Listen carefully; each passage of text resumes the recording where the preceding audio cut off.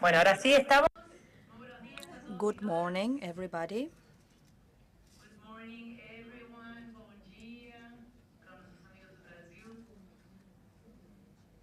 Bien, vamos a dar inicio a la segunda jornada de Let's start the second conferencia day of this extraordinary conference, conferencia del Acuerdo del Escazú. the COP2 in Buenos Aires, Argentina. Es una sesión muy importante. This session is really important, and it's going to be divided into several blocks because there's a lot of content and a lot of work to do.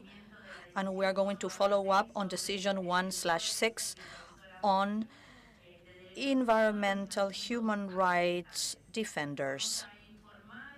We are going to report on the first annual forum on defenders held in Quito in 22 and 23 of November 2020, and to announce the next annual forum to be held in September 2023.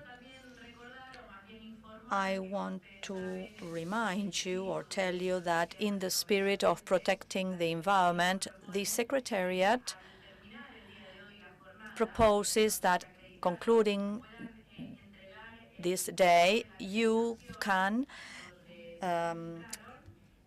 give back this credential to be recycled, and you will get a prize in return. So this is a reuse initiative to use them for future conferences. And the prize, it's kind of a souvenir of this meeting. Now, the first session, I have stellar guests. First of all, I'm going to give the floor to Ms. Malène Alain of Freedom Imaginary from Jamaica, who's going to introduce us into today's session. Good morning, and thank you for the opportunity to participate in the special session on human rights defenders in environmental matters.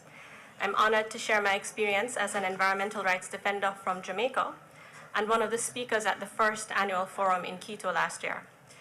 But before I do, I'd like to recognize the indigenous and Afro-descendant peoples across the region. Some are here today, and I'd like to ask them to stand briefly so I can recognize you if you're in the audience. And I'd like to recognize indigenous peoples in the Caribbean as well, and they include the indigenous nations in Guyana, the Kalinago in Dominica, the Maya in Belize, Garifuna in St. Vincent, the Maroons of Jamaica and Suriname, the Taino people of Jamaica, the Americans in Trinidad and Tobago. And I'd also like to celebrate our deep rural peasant communities whose practices of stewardship help to preserve our ecological and cultural heritage. Quizás no todos tienen traducción. You might not have a translation. If you need, you can use the headsets here. Mylene is saying that the indigenous peoples here, she wants them to stand up for us to see them and greet them. That is what Mylene was saying for those who were not listening to the translation. Thank you. Welcome to this meeting. And essentially, I say their names because their territories and communities have been subject to the most rapacious forms of extraction, placing them on the front lines of the triple planetary crisis. They are front and center when it comes to the burden of environmental injustice. So too should they be front and center when it comes to the decision-making, knowledge production, and agenda setting throughout Escazú mechanisms.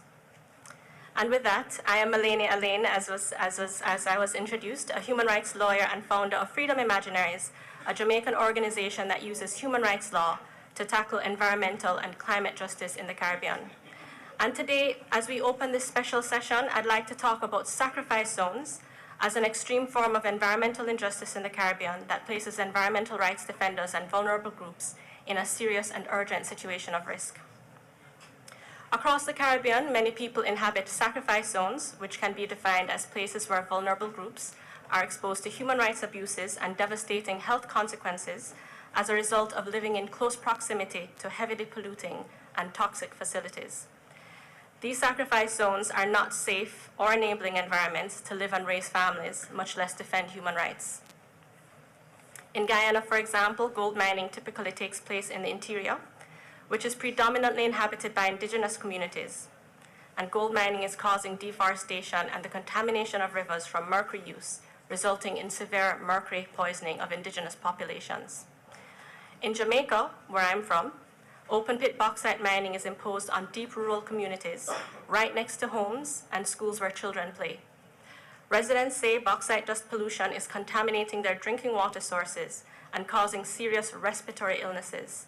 Meanwhile, the processing of bauxite is causing frequent effluent spills in Jamaica's Rio Cobre River, with devastating consequences for fisherfolk who rely on the river for food and water. Now, I could go on highlighting other specific examples, but the reality is that the region itself is a sacrifice zone. As the UN Special Rapporteur has noted, the climate crisis is creating a new category of sacrifice zone as entire territories and low-lying states are becoming inhabitable due to extreme weather events.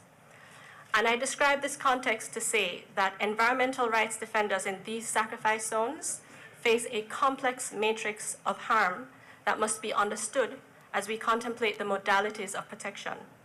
The first aspect is the extreme nature of the pollution and toxification of their environment, and the existential nature of the threat related to climate change. Health, well-being, and survival in these communities are sacrificed, ostensibly for development, but in reality to serve private interests. Second, the second aspect is that the situation is compounded by neo-colonial governance forms that routinely exclude vulnerable groups from access to information, participation, and justice. And a major issue, of course, in the Caribbean, as it is in Latin America, is the granting of concessions over the ancestral lands of indigenous peoples without their free, prior, and informed consent. And third, and most importantly, the situation is further compounded by the fact that those who take action against sacrifice zones are exposed to harassment and acts of violence. And in this regard, there's an urgent need to take stock of the situation in the Caribbean, which is not often addressed in global discourse. But in my own country, Jamaica, I have received alarming reports about acts of violence committed against environmental defenders. One man reports that he was shot in his leg by security guards while defending his land from bauxite mining. In another community, a visually impaired man was pepper sprayed and beaten by police, and his young son was beaten and shot at. All of this in the context of a protest against the contamination of water by bauxite dust.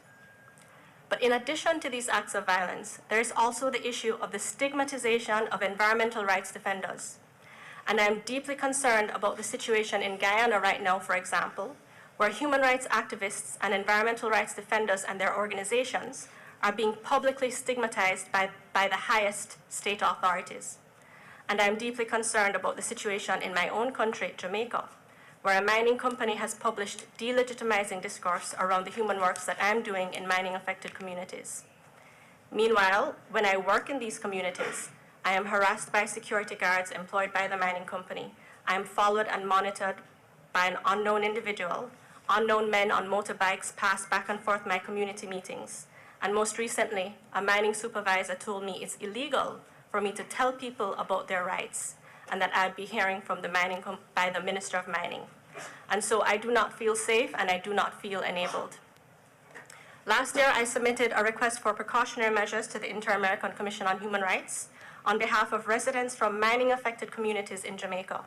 And the Inter-American Commission granted the precautionary measures after considering that the residents were in a serious and urgent situation as a result of bauxite mining within their community and acts of violence. The Commission called upon Jamaica to adopt the necessary measures to prevent threats, harassments, and other acts of violence against the beneficiaries. But we now have a treaty, the Escazú Agreement, that reinforces this type of precautionary measure with specific provisions on the protection of environmental rights defenders. In fact, the Inter-American Commission's language is explicitly reflected in Article 9.3, which requires that each party take appropriate, effective, and timely measures to prevent, investigate, and punish attacks, threats, or intimidations that human rights defenders in environmental matters may suffer while exercising the rights set out in the agreement. And so when I spoke at the first annual forum in Quito last year, I was grateful for the opportunity to discuss Article 9 as a transformative tool for environmental justice. I was also grateful for the opportunity to hear from participants from Latin America. They spoke about the unprecedented risk that they face in the region.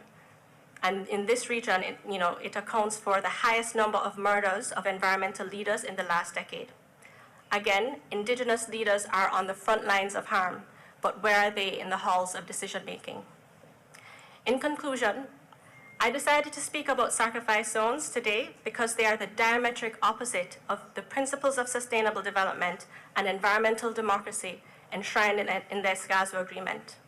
They are predicated on inequality, they fuel socio-environmental conflicts, and they expose environmental rights defenders to extreme human rights abuses. The Escazú Agreement calls for a drastic shift in the status quo.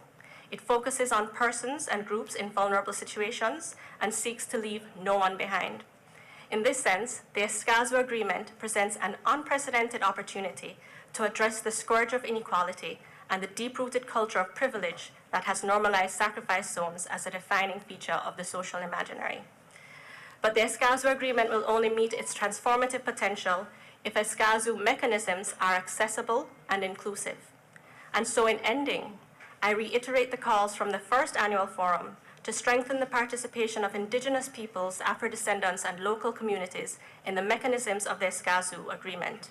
For these communities, it will be critically important to improve the dissemination of the annual forum in culturally appropriate forms and secure funding to ensure that the most vulnerable are able to participate. Thank you.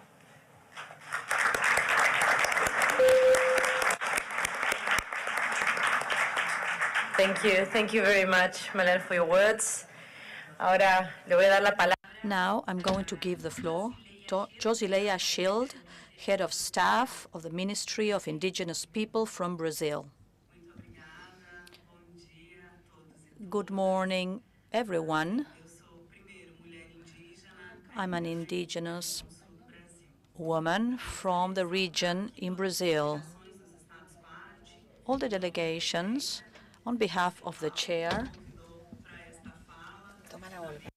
e a todos os organismos de apoio, todos os ativistas, todos os povos indígenas, e de modo muito especial as mulheres indígenas que estão presentes nessa COP do Acordo de Escazú. So those of us that are present in this COP and the Escazú Agreement, it's important for the indigenous people to recognize our struggles and our paintings and songs, because this gives us strength and makes us feel sure and protected, and that we are more indigenous women to strengthen our rights.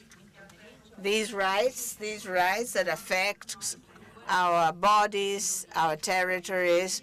The Ministry of Indigenous People in Brazil results from the strength of our commitment with indigenous people. And right now, I want to point out the importance of this agreement for this ministry in Brazil and all the Brazilian administration, because the Escazú Agreement's purpose is to guarantee the most fundamental rights, without which our people will keep on suffering the fact that they're made invisible, preconcepts, threats, and mainly the loss of their own lives. I believe the Escazú Agreement is an enormous step forward when you look at its importance, but it will only be effective for our people if we are present. If we are present at dialogues, debates, and mainly at the implementation. Our government has committed to ratify the Escazú Agreement because the pillars of the agreement are very important values for our society. The participation of the Minister for the Environment and Climate Change from Brazil, Marina Silva, in the opening ceremony of this COP shows that the commitment exists. So we commit, and we are in the process of sending the agreement, forwarding it to Congress. The government has focused on the Escazú principles in the beginning of our administration. I'm going to give some examples. The councils for representation and social participation that are being resumed in Brazil this month. Our minister, Sonia Guarachara, is going to announce that the Council of Indigenous Policy is going to be resumed with the representations of all the Brazilian biomass and regions. In April, we'll make announcements in terms of delimitation of territories and territorial management policies. The Secretariat for Access to Justice was created in the Ministry of Justice. This ministry has a director, Ms. Falias, a black woman from the anti-race group.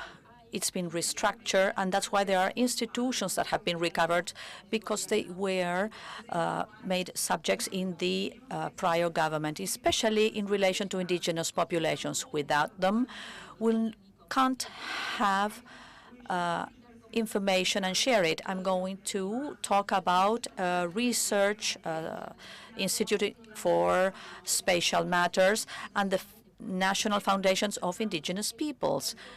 The topic of this meeting is environmental human rights defenders. They are affected directly by this. The three secretaries of state of our ministries were already threatened. They have been threatened and protected as well according to our special program for protection. The program still needs to be improved. I'm talking from my indigenous populations experience and the local communities in Brazil, and also understanding that the Ministry of Human Rights that is responsible for the program of defenders and its focus in improving it. When I speak on behalf of the indigenous populations, I want to refer to Article 9 of Escazú Agreement and request the delegations that we can't understand this protection mechanism as something that threatens just one person. With the agreement, we must guarantee the free circulation and the right of association. We are not speaking about the person that is being threatened. We are speaking about the people, the community, the right of this person to continue acting within their territory with their families. We have specific cases of indigenous leadership that are far from their territory and families because of the program. And just because they are leaders and they have been detached, their social fight is weakened. Our communities need a program to protect not only the individual, but also the territory and the community. And it should conceive us as collective individuals. And we know that Escazú is an agreement that symbolizes the progress for our region. We commit to strengthening this debate in Brazil's National Congress in order to accede the agreement as soon as possible to continue expanding on our rights. Thank you very much.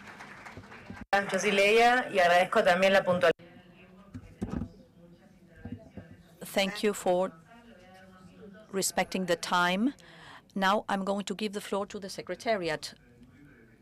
I'm going to be brief. As you know, this session is to move forward on Decision 16 regarding environmental human rights defenders.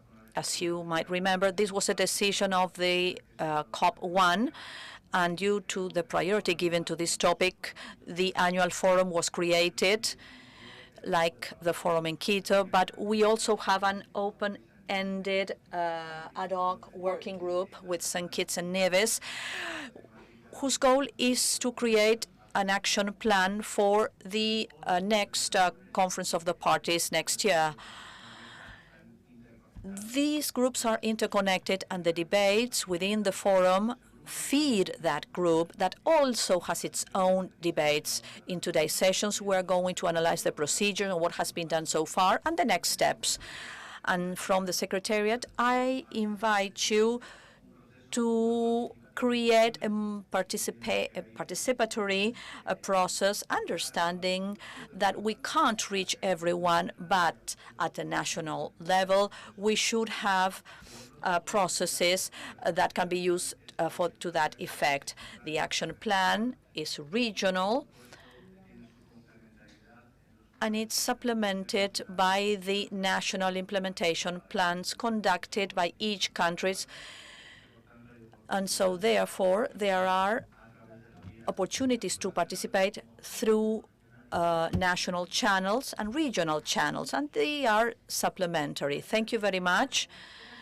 And now we are going to start the session to report on the first annual forum for environmental human rights defenders held in Quito on November 22nd and 23rd last year. Andrés Córdoba is going to have the floor. He is from the Foreign Office, Ministry of Foreign Affairs and Human Rights Mobility. It is a pleasure to submit the report of the first annual Forum on Defenders of Human Rights in Environmental Matters from Latin America and the Caribbean, which took place in Quito, Ecuador on November 22nd and 23rd last year, 2022. If we wonder why carrying out this forum, we should remember the decision of COP1 of the Escazú Agreement to hold an annual forum as a space for reflection and dialogue on the situation of defenders. This is how that the first annual forum was called by ECLAC together with Ecuador and the UNDP and the OHCHR with the support of the Trust Fund for Human Rights, Inclusion and Empowerment of the World Bank. For Ecuador, as the venue of the first forum, it was a pleasure to welcome you all in a space where representatives of governments, international agencies, and the public, most of them present here today, told us about their experiences, progress, and challenges to implement this pillar of the Escazú Agreement. We recognize the work and dedication of ECLAC upon organizing the event, as well as upon drafting, diagramming, and publishing the document that you have with you, which is available also on the website of ECLAC and COP2, both in Spanish and in English. The forum took place in a hybrid format and was attended by 122 people in person and over 100 people remotely. The first day, we held a plenary session with groups of experts, roundtables, and testimony for a general approach to the issue in question. Over 40 speakers were invited. The second day, we focused on provisions of the Escazú Agreement and the action plan with breakouts. The report on the forum sums up panels, dialogues, and presentations, including a systematization of proposals from the breakout groups. And this could serve, and this is important, as an input to get ready for the action plan on defenders of the Escazú Agreement. During that event, right from the start, we recognized the importance of guaranteeing the right of present and future generations, their rights to a healthy environment, protecting those defending the environment, and the meaningful involvement of citizens at large. Regarding the situation of defenders and their testimonies, what was highlighted was the experiences about the criminalization of leaders of communities, discrimination, racism in judicial and criminal systems, violence, displacements, threats because of unlawful activities such as mining and illegal logging, drug dealing, conflicts because of the use of land, need for international financing, psychological and social support, and the role of journalism to communicate complex problems, generate empathy, and promote participation. As to the experiences on promotion, prevention, and protection, the mechanisms mentioned were intersectoral. The need to eliminate threats and harassment, provide orphanage assistance, train public officials, protecting confidentiality, approaching structural causes such as inequalities, armed conflicts, corruption, the reduction of the public space and impunity, the creation of ombudspersons for the people and nature, and progress by the working group of the UN on companies and human rights. As to the Escazú Agreement as a framework for action, the approach of Decision 1.6 or the scope of the Decision 1.6 were approached, and also of the ad hoc group, which is an open-ended group of defenders on human rights and environmental matters, and drafting an action plan coordinated by Chile, Ecuador, and St. Kitts and Nevis, stating that we would present an annotated index in this COP and opening up a Q&A. In an open dialogue with participants, we highlighted the importance of paying attention to people in that territory, considering the situation of defenders from countries that are still not parties to the Escazú Agreement, so that the forum might be an instance, a venue accounting for the state of affairs in the region. 10 working tables or breakout sessions took place. 4 were in person, 6 remote, and 140 people participated, putting together 201 proposals, focusing on guaranteeing the right and safe environment, prevention and protection measures, response and access to justice, and cooperation and follow-up on the future action plan. The report has 2 annexes. Annex 1 is the systematization of the proposals drafted in the 10 breakout sessions, and the second annex is the program for the first annual forum. Mrs. Chair, in short, the forum was benefited from testimonies, best practices, and proposals, and it was a first step in the pursuit of processes to implement Article 9 as one of the pillars of the Escazú Agreement. ECLAC mentioned the forum as a historical meeting of the Escazú Agreement, and I'd like to remind you all a phrase that was said in the event, mentioning that this is very important because we should never make progress without the defenders of the environment. We now would like you all to read the whole report, value experiences, continue pursuing better understandings, and keep on participating in future forums. The next one to be held in Panama in September 2023. Thank you very much, Mrs. Chair. Thank you. Ecuador. We have the report over here. You have it as a handout on the desk, and I understand it has been uploaded into the Escazú Agreement's webpage. Now, we are going to give the floor to representatives of the United Nations High Commissioner for Human Rights and the UN Environmental Programme. These 2 organizations co-organized the forum. First of all, I give the floor to Mr. Ignacio Roncagliolo. He's Human Rights Officer of the UN High Commissioner's Office for Human Rights. You have 5 minutes for your remarks. Thank you. Good morning.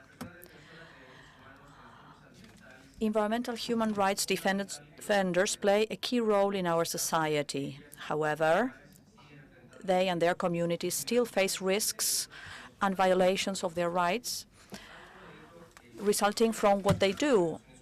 As the High Commissioner has stated, it's a profoundly unacceptable reality, and it's a top priority for our region. Within this context, Escazú's Agreement has come to make international law more robust. The states have an international obligation to ensure a safe environment for the defenders' activities, and to avoid possible impacts. The recognition of this right has been a great step towards its effective and safe implementation.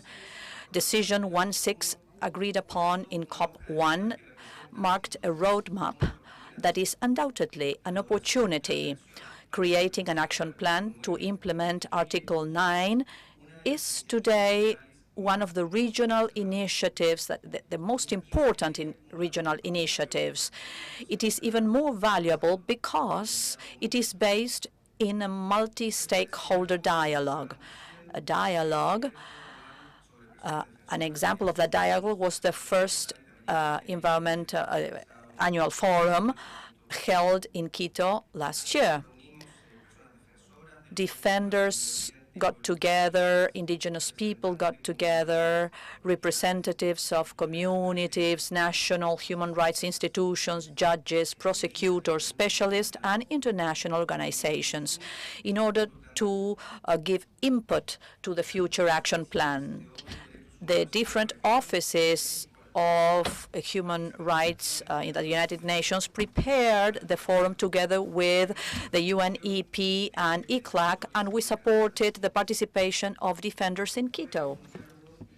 That was an open and constructive and honest dialogue, a space to share about the realities of territories in the Caribbean and Latin America, based on testimonies that reaffirmed the urgency to tackle these topics. We exchanged experiences and best practices, and we came up with ideas and proposals that would feed the action plan. They are available to the working group. Human rights at the United Nations recognizes the facilitation of the work to defend the environment and the urgent call of defenders to adopt preventing and protection measures, as well as the truth, redress, and prevention of the violation of human rights of defenders. Among the many proposals, we should highlight the systematization of good practices and proposals, for instance, those related to protection mechanisms that are in place in several countries in the region, as well as collaboration practices and collective protection for communities.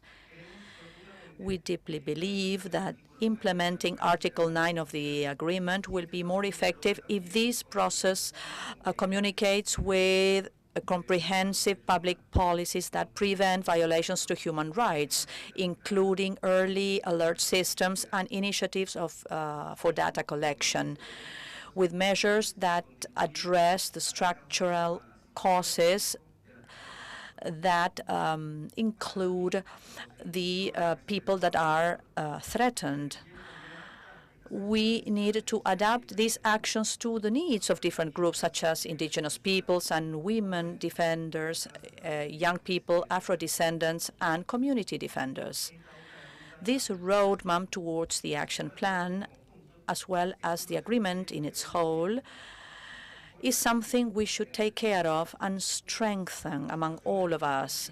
The civil society participation should lead the path towards this goal. Finally, we recognize the leadership of the working group together with ICLAC as technical secretariat to advance in a participatory manner towards an action plan.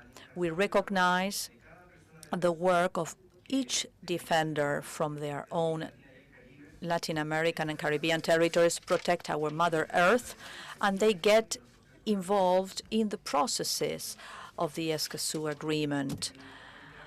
To conclude, we reiterate the commitment of UN human rights. We are fully willing to cooperate in the wording of the plan in the second annual forum and creating a practice communities where all of us can provide inputs to pave the way towards implementing Article 9. Thank you very much. Thank you very much for that. And now I'd like Andrea Brusco, the Regional Coordinator for Environmental Governance of UNEP, to take the floor. Thank you very much, and congratulations for the organization and for the COP in general. Good morning. I'd like to start these comments recognizing all the people and institutions that participated in the preparation and holding the first forum in Quito, Ecuador, because it hosted the forum, and in particular the defenders that approached us to give an account for their experiences and discuss based on trust, proposals, initiatives to be able to overcome the situation that we're undergoing when it comes to the violation of the rights of defenders, of human rights defenders in environmental matters. We also thank ECLAC and the High Commissioner of the United Nations for Human Rights to be able to work in a coordinated manner to put in practice the first forum, and thus list the first action plan in the framework of Escazú. We believe this is key for the implementation of the agreement, as well as the fact that access rights is fundamental, the access rights to a healthy environment and the access rights to participation are fundamental to exercise public participation in a region where the numbers of murders does not decrease annually, and it's only those documented. But we know there are so many more whose rights are being violated. We think that implementation of Article 9 is nothing additional and nothing added to the agreement, but rather something necessary as a condition facilitating to reach the end objectives of the agreement. Precisely to highlight this, we often say that Escazú Agreement also includes a caveat or a section as to the protection of the rights of defenders. But perhaps that is wrong, or we're misleading, because we're not taking into consideration that this is a key element for all the objectives of the agreement to be met. When we prepared the forum, we worked with legal clinics in the region, with universities from 6 countries of Latin America and the Caribbean, and I would like to highlight the articulated work of the partnership members, including professors, students, decided to make specific contributions when faced with situations in the field, and it's a way of involving the young people in the Escazú Agreement. I believe at the forum we all understood how urgent it was to moving on in a respectful manner to promote and protect the rights of the defenders and those that are at the forefront of actions taken having to face risks and violations of their rights.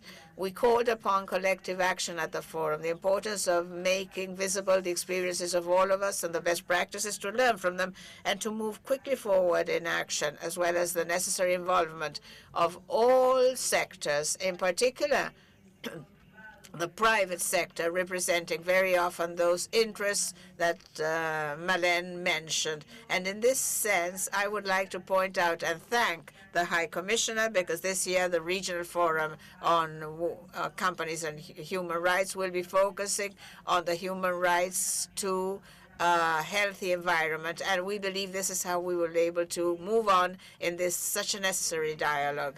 We also heard at the forum about the need to contribute and increase the capabilities of officers and court operators, and to strengthen the rights when we look at environment. This is what the program of the UN, the Montevideo program, is about, environmental law. We expect to work with you again this year at the preparation of the second forum, and we'd like to highlight that the forum will no doubt, as it was in Quito, be an opportunity to move forward in an intercultural dialogue, as necessary as that is in our region, and to pull down little by little those prejudices, that lack of trust that we still find, but we need to overcome to be able to move on in concrete solutions in this issue that is a scourge. Thank you very much. Muchísimas gracias. Thank you, UNEP. And now we are starting the third block, and we are going to speak about progress made of the open-ended ad hoc working group on environmental human rights defenders. And on this occasion, we are going to begin by giving the floor to Constance Nalegach. She is from the Ministry of the Environment in Chile, who will have 10 minutes to talk about the progress made. Good morning, everybody. I want to thank the presiding officers for having included these special sessions in this extraordinary COP, and all the states for having approved this inclusion, but especially all the groups and people that promote and defend the environment who have approached us as group coordinators, and they are providing positive input for our work. Even though we have an extraordinary COP focused on selecting the committee members, I want to say that there have not been any interventions about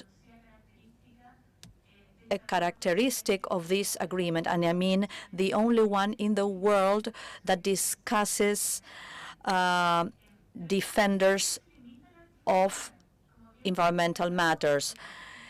This agreement should be read systematically, and from its preamble, we see how the state parties recognize the importance of people, organizations, and groups for democracy, for access rights, and for sustainable development. We have general debates that force us to have a safe environment and have effective and adequate measures that promote and protect the rights, a conducive environment for these people and groups and communities to act without any kind of threats or restrictions. And unfortunately, in case there are attacks or intimidations, if we cannot prevent them, we should look into them and penalize them. So this is a mandatory issue by way of our international regulations, but it is a must because of what reality tells us, as we can see in the region. I'd like to tell you that this decision 1/6 established an open-ended ad hoc working group who's responsible for facilitating St. Kitts and Nevis, Ecuador, and Chile, and our main goal is to have an action plan at a regional level. As the Secretariat was saying, nationally, the states parties have the obligation to guarantee the protection of environmental defenders. How are we going to put together an action plan? Through open meetings to coordinate matters. We have already started moving along those lines. The first meeting was last year on October 28. We had an open virtual meeting. Many of the people here have been there, over 120 participants, and we presented a schedule of how to work to achieve this action plan to be submitted next year in the next COP. We've had some coordination meetings among facilitators and with elected representatives of the public. As Joara said, they have been working on different tasks, so we thank them for their input. When I describe this index together with receiving their input from the forum, we also were reviewing a consultation process with a lot of input by the elected representatives of the public, and we started work on this draft index. The first step to get to the action plan today is to talk about the draft index. It's strongly based on the forum. This forum, as Ecuador was saying, gathered over 140 people, and on the second day they worked in 10 separate working groups. 3 of them for safe environments, another 3 for protection measures, and others for mechanism of access and response to justice, and another one following up on cooperation. So we produced over 200 recommendations that are translated into the annex to the plan. The draft index has already been published on the website in ECLAC. It has been there since April 13th, and we're going to launch the public consultation process today. Together with the forum's impact that allowed our first reflection, we based ourselves in the Escazú Agreement and the implementation guide presented by ECLAC, the Observatory of Principle 10. We had access to different tools by parties and non-member parties. And also, we based ourselves in the material that was provided to us through the coordination table. This proposal for an index covers all the Article 9, but it's not structured paragraph by paragraph following Article 9. And this decision for co-facilitation was based on the fact that each paragraph, the systematic focus and conducive and safe environment, ex post and ex ante measures, required the access that we are going to describe right now, because this index for an action plan has fundamental contents, priority, working guidelines, and strategic actions. And we have a timeline that is 6 years. 6 years, it's a long period, and meaning that we can institutionalize it. It's not an execution plan that takes 1 or 2 years, but we wanted to have priority and urgent measures and also a medium-term review, because we recognize that it should have a progressivity approach, but also it needs to be flexible in order to recognize the characteristic of territories and communities of each state party.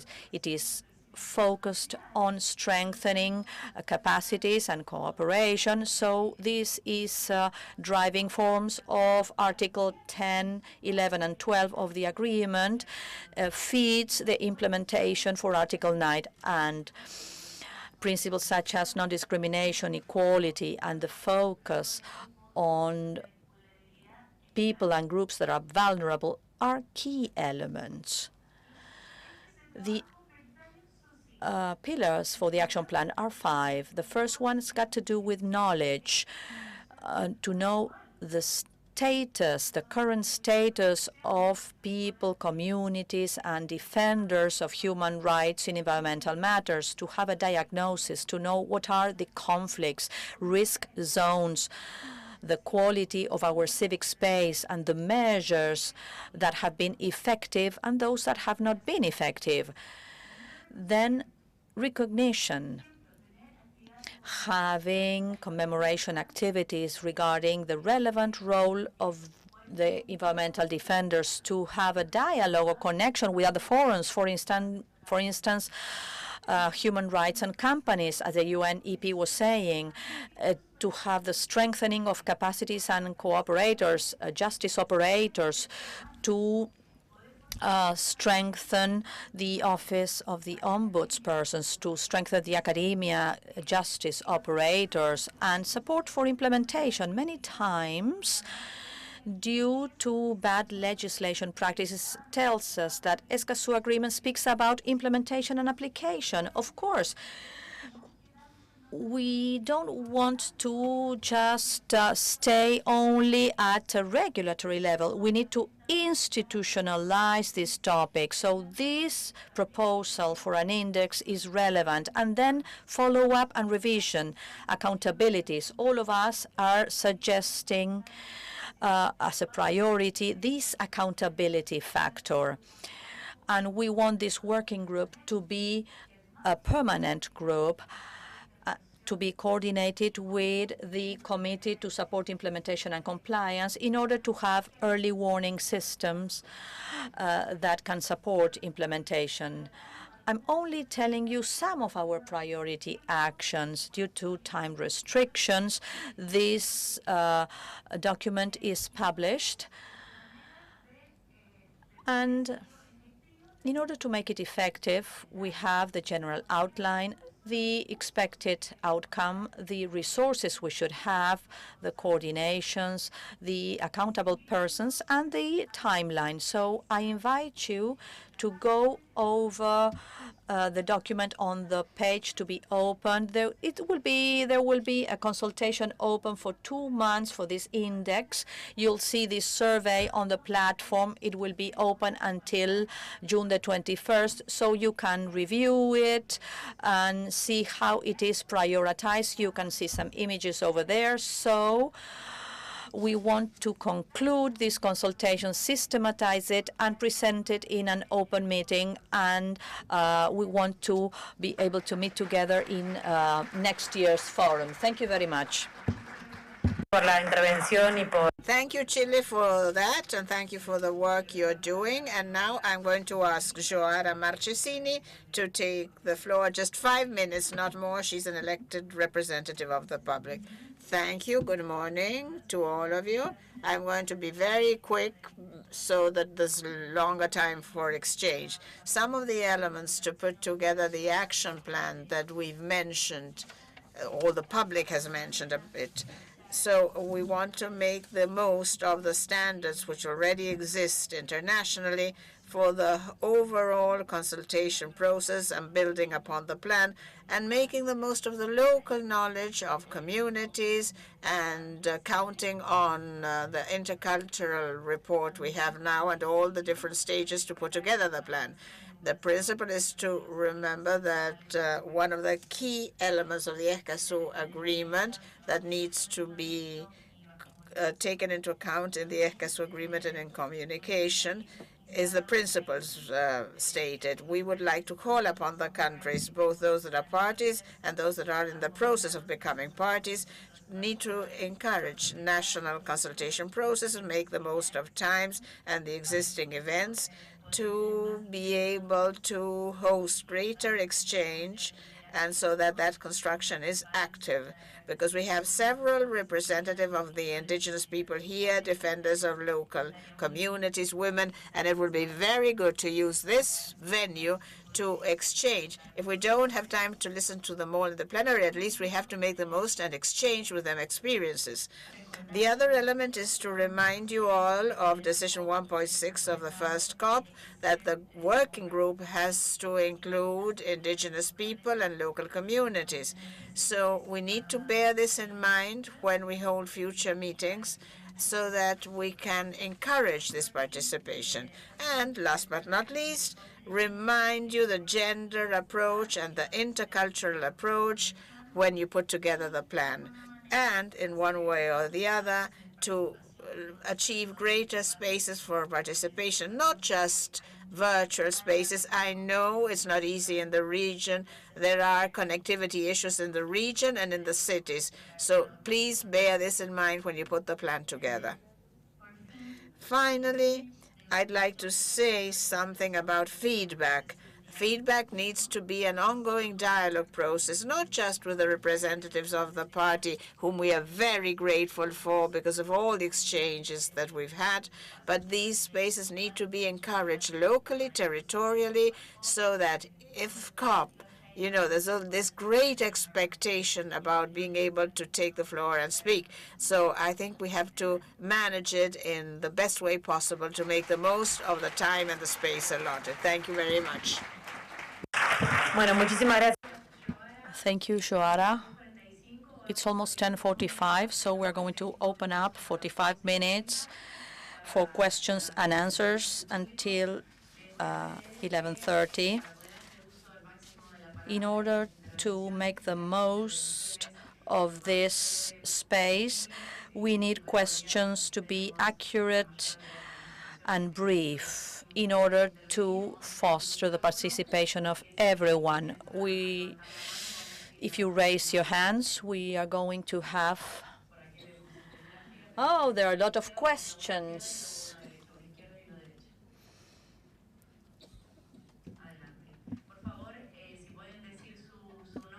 Please state your names, your organization and country. We'd appreciate that very much. Agilio Cepedi, that's my name, representative of Comaru.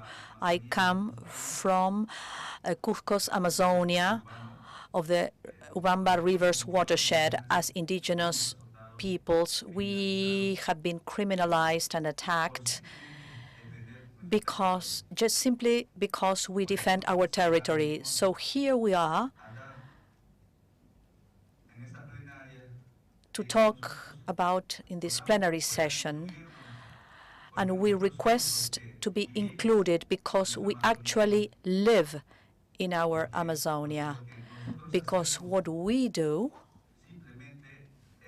is simply to submit our proposal. And so what we want is to have early warning systems for defenders in order to avoid attacks and killings.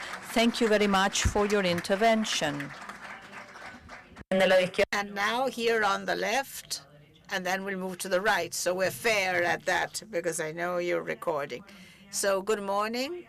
I'm Agustina Mañana Pique, defender of human rights and the environment in my country, Peru, the Amazons region, in Abajú indigenous community. Also a representative of my organization, Ocofroc, that keeps struggling painstakingly to defend the environment and to defend Cordillera del Condo of my town, Abacu, so that it is not done away with. And because the Peruvian state has given me a mechanism, but the mechanism hasn't served too much, and that's why I'm here. And thanks to this space with the demands posed by my people, my defenders, to exist. And we're terribly sorry because we're not demanding work. We're not demanding anything else, which all of a sudden the professionals demand. We as indigenous people need to be respected and supported to maintain our natural resources. However, in my country, Peru's my country, that still hasn't ratified the Escazú Agreement. The rights for defenders' rights aren't still guaranteed, even though we have a mechanism for protection. It's not effective. It doesn't work. And that's why, clearly, ECOFROC, the demand posed by the defenders, and to defend my mountain range of Condor and to save Rio Cenepa, that's why I'm here, so that defenders aren't counted by the number of murdered ones. Not at all. This space needs to be effective, and our contribution needs to be taken note of, and our defenders need to be recognized and their families remedied. It's not just a question of numbers. That's why I'm here, demanding my country, Peru, to ratify the Escazú Agreement, and thank you for listening to me, the demands I've brought on behalf of my people, the Apajú. Muchísimas gracias. Thank you. And we support that spirit of integrating Peru in the Escazú Agreement. Next question, please.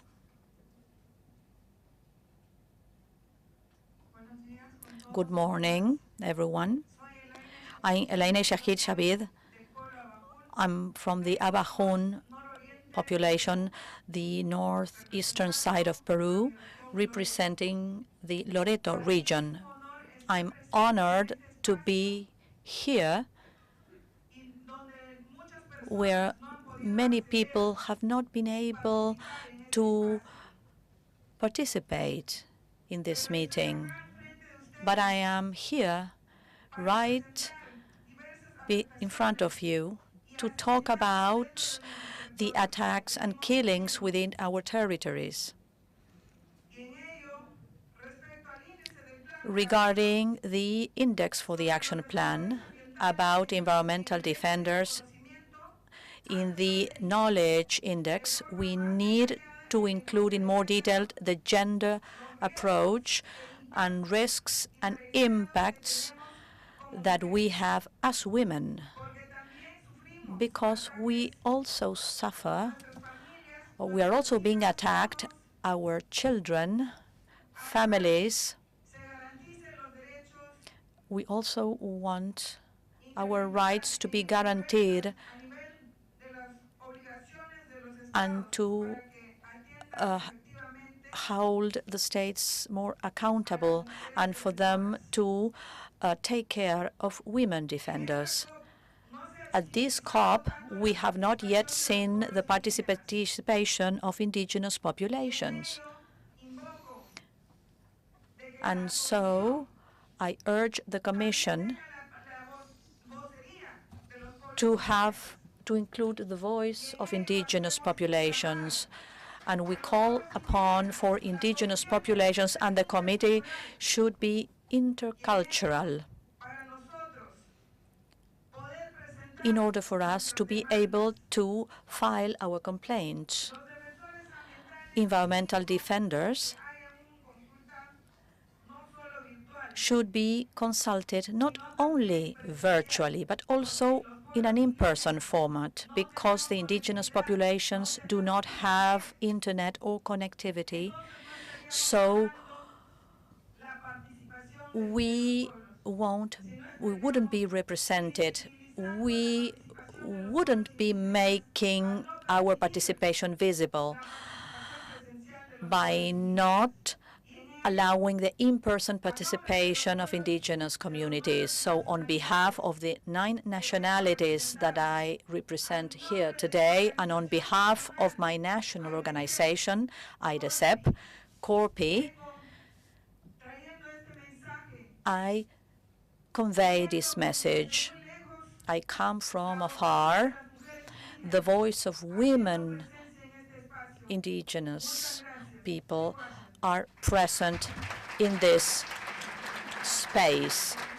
And she greeted the conference in her indigenous language.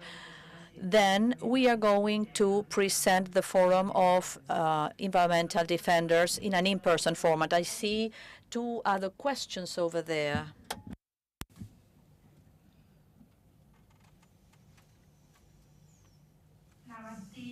Navasti, Yetskam, Marikanyam, Atewara Kakachuwaya, Tenuyanak, Kamchabiaka, Savana Mamama, Befofom, Simama Sukose, Wembayana, Kamansa, I'm Achka, Koremon Sheikh Havanai, Puse Hawanan. Greetings, brotherly greetings for peace and brotherhood and sisterhood from our country, Colombia. I'm from the Andean Amazons mountains. I'm Maria Rosario Chicunque Quinjoy, Kamansabaya, and it's an honor to be here at this second COP for the defense of life. A word of thanks, in particular to the organizers and to the organizations that made it possible for indigenous people to be a part in this process and in these spaces and to have a voice. I believe that as indigenous people, Afro-descendants and farmers, here we are with just one purpose, with one just objective, and this is to defend life.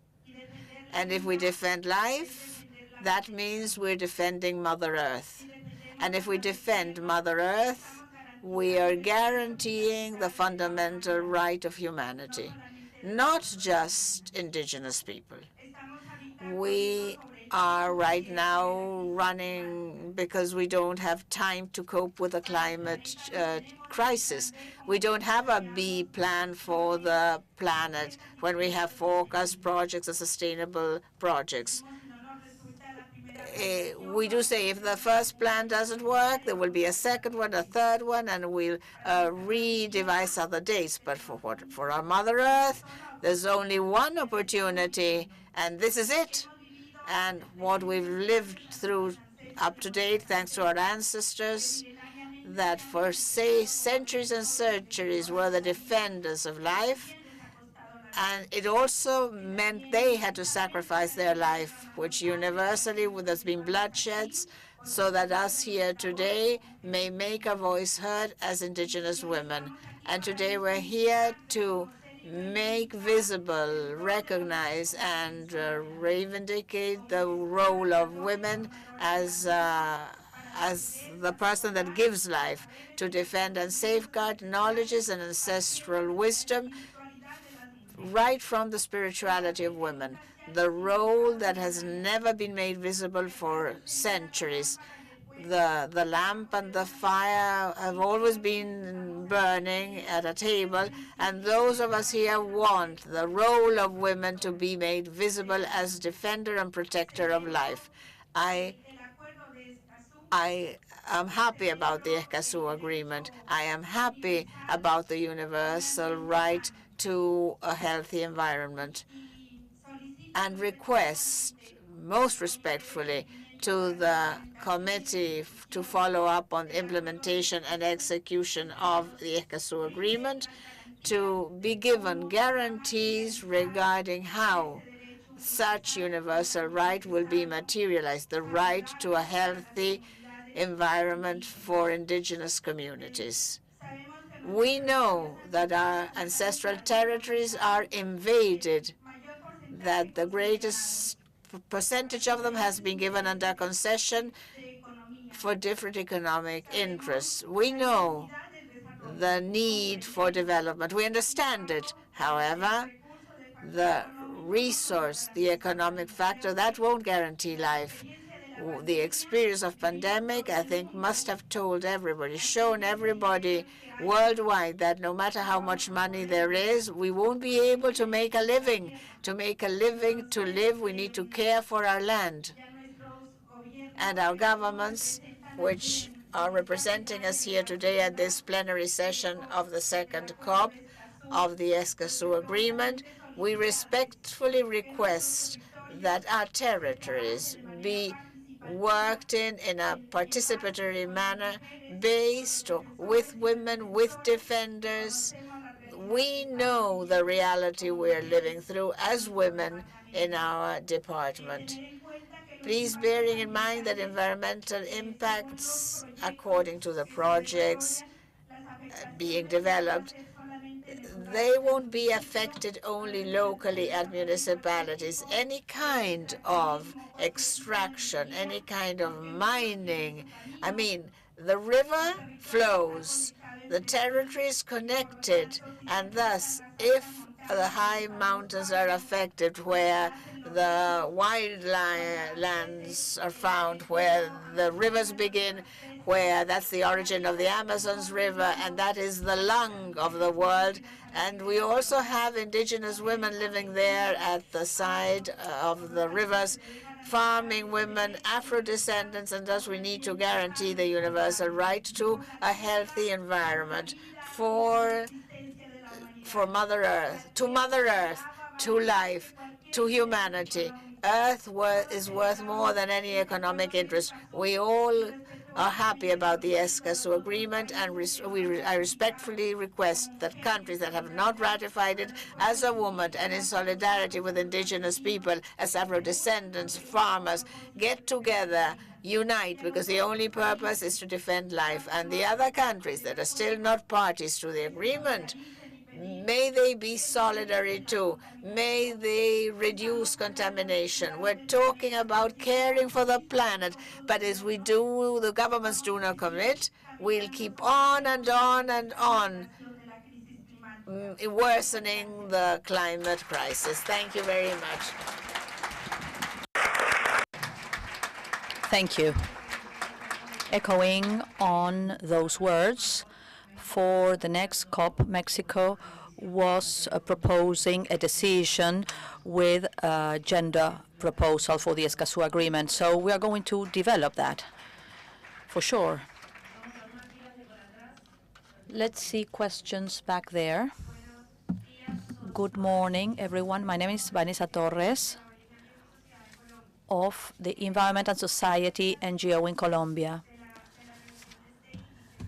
In reviewing this index, we want to make a technical recommendation facing the time for the development of the proposal, 2 months, by listening to all the leaders and understanding the needs of all LAC requirements. It's really a very short period of time, and due to the discussions we've had, we want to call upon countries to make a promotion campaign of this process at a local level through community radio stations or the different media to make this process known and foster its participation. The consultation should be made by guaranteeing the translation into different languages. We know there are different processes in LAC where consultations have been made at the sub-regional level. For instance, the past adoption of the environmental proposal of the IDB that had sub-regional consultations in LAC through a proposal driven by the civil society. We made input for this process, so the Escazú Agreement was included within the IDB mechanism as an important initiative. So in the framework of this consultation, the same exercise should be done by guaranteeing the participation of all, a representation of all citizens of Latin America and the Caribbean. Thank you. We have another comment. Good morning. My name is Pedro Landa from the Honduran League of the Environment and the Central American Escazú program. Honduras and continues to be the most violent countries for environmental defenders over the 5 years. 3 of the 5 countries that are most violent for defenders in our Central American region, including over 200 indigenous communities that are facing this neglect, exclusion, and racism and patriarchy that has always been there. Berta Cáceres was killed because of that. So we want to bring up 2 fundamental points in recognition and diagnosis. As stated by the agreement, it should be not only about attacks, threats, or risk, but also even killings, murders, because they are mortal attacks. In Honduras, we have had 8 murders against environmental defenders in our countries. And then the police state that increases budgets for repression, whereas in cooperation capacity building paragraphs, we speak about strengthening protection measures. Our protection system does not have any kind of budget. And the military and police participation's budget has increased by 10 or 15% year. So we have a police and military states, and in practice, it's about the private bodyguards and security forces that are using up the state's budget. If we want to strengthen cooperation capabilities, it's not enough to implement and promote the creation of protection mechanism, but rather allocating enough budget and watch over for those mechanisms to be effective and adapt to what the defenders need. Also including, without the defender systems, to include their families, because once a defender is a victim of any attack, it affects its family. So they should also be included within this group and within these factor risks, and they require certain levels of protection as well. Thank you very much. The mic over there, the mic, please. We're doing good as 2 times, so I hope everybody can participate. Thank you for giving me the floor. I'm Silvia Cruz with my neighbor here. We're from Barrio San Antonio, the province of Córdoba, and we wanted to say we need Escazú urgently. We need it to be implemented all over. If we had Escazú 11 years ago, our children wouldn't have had genetic damages. We have a plant right by our houses in the middle of the city, and I hear the colleagues here talking about rural areas, but there's no distinction here. When there isn't a will to care for the environment, there's no boundaries to damage. But this happens at home, in my city, in my neighborhood. We're housewives, we look after our children, and now we have to look after the environment. We have to take care of it, and we have to be quick. We can't keep on waiting another 11 years, because in 11 years, Olivia died. My children have genetic damages. There's cancer. The environment is contaminated. This is done by the companies, and in Córdoba, there's no political will for a change. That's why there are 20 accused in the Sierras, because the neighbors had to stop the machinery, because otherwise the hills, the Sierras, are just illegally logged down for highways. The bioethane plant right by my house, by the window in my kitchen. There's no environmental impact study for it, and there we go. We need Escazú. Escazú is the soul of all of us who have been sacrificed in the territories, in the land. The people are dying, and me and my neighbor and my other neighbors, we all congratulate the existence of Escazú so that it won't lose this spirit. And let's hope it's quick. Justice is very slow, but Escazú has to be very quick and cover all territories, and we all need to be part of the same network. Thank you once again for giving me room to take the floor. El micrófono por ahí.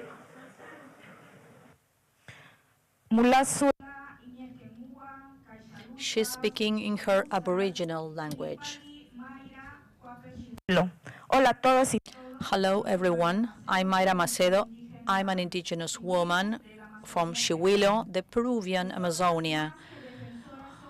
We are indigenous women that are struggling, fighting, and resisting for over 500 years against colonialism, extraction, and discrimination. We are not just defenders in that sense. We want structural changes, not only enacting laws and drafting agreements without implementation. We think that Escazú is an important tool for us because in our country has not ratified it yet.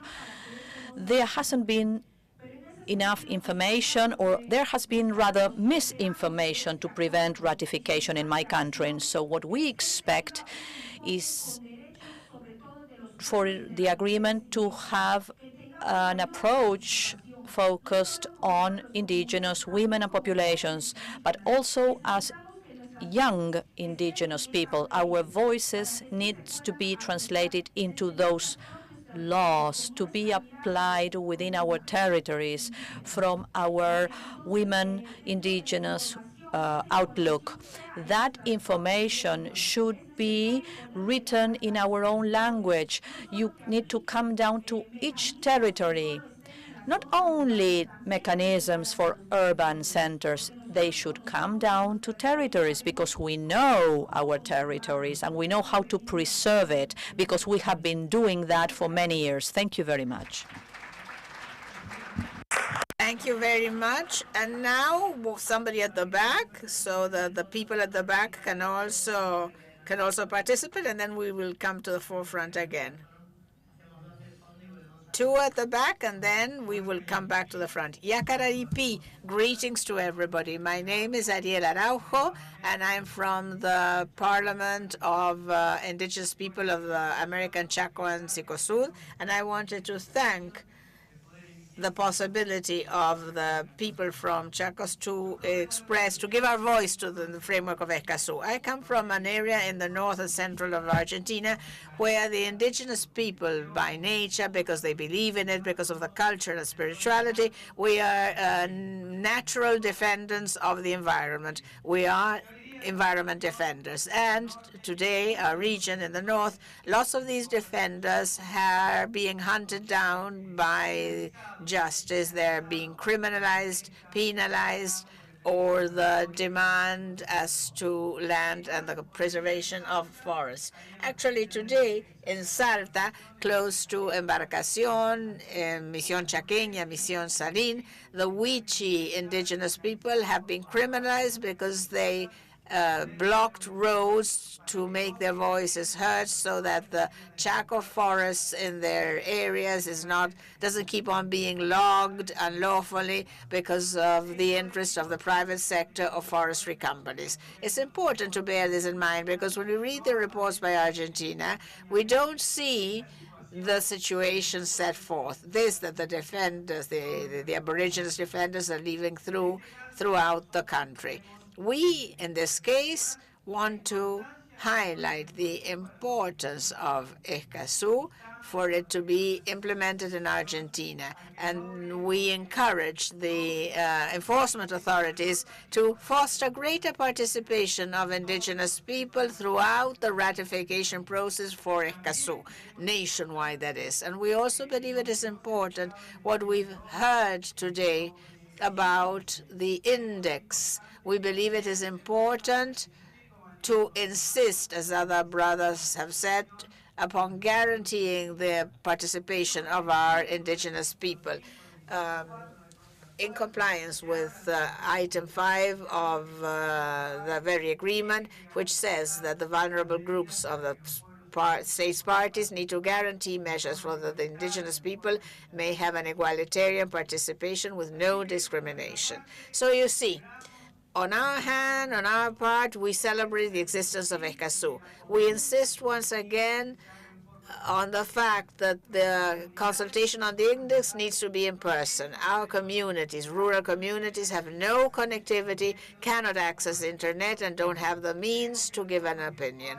We believe virtually these formats will be effective in the city, but not in the rural areas. And that's why we invite the Escazú Secretariat to join in with the states party so that this consultation may, if necessary, be extended, so that our presence as indigenous people becomes something in person. We have to be there in person to give our opinions. And finally, I wanted to point out the local situation of Argentina and reiterate what other brothers have said. We're concerned about the scarce participation of indigenous representatives at this COP, and we encourage states parties to redouble efforts to guarantee that representatives of the indigenous community may participate.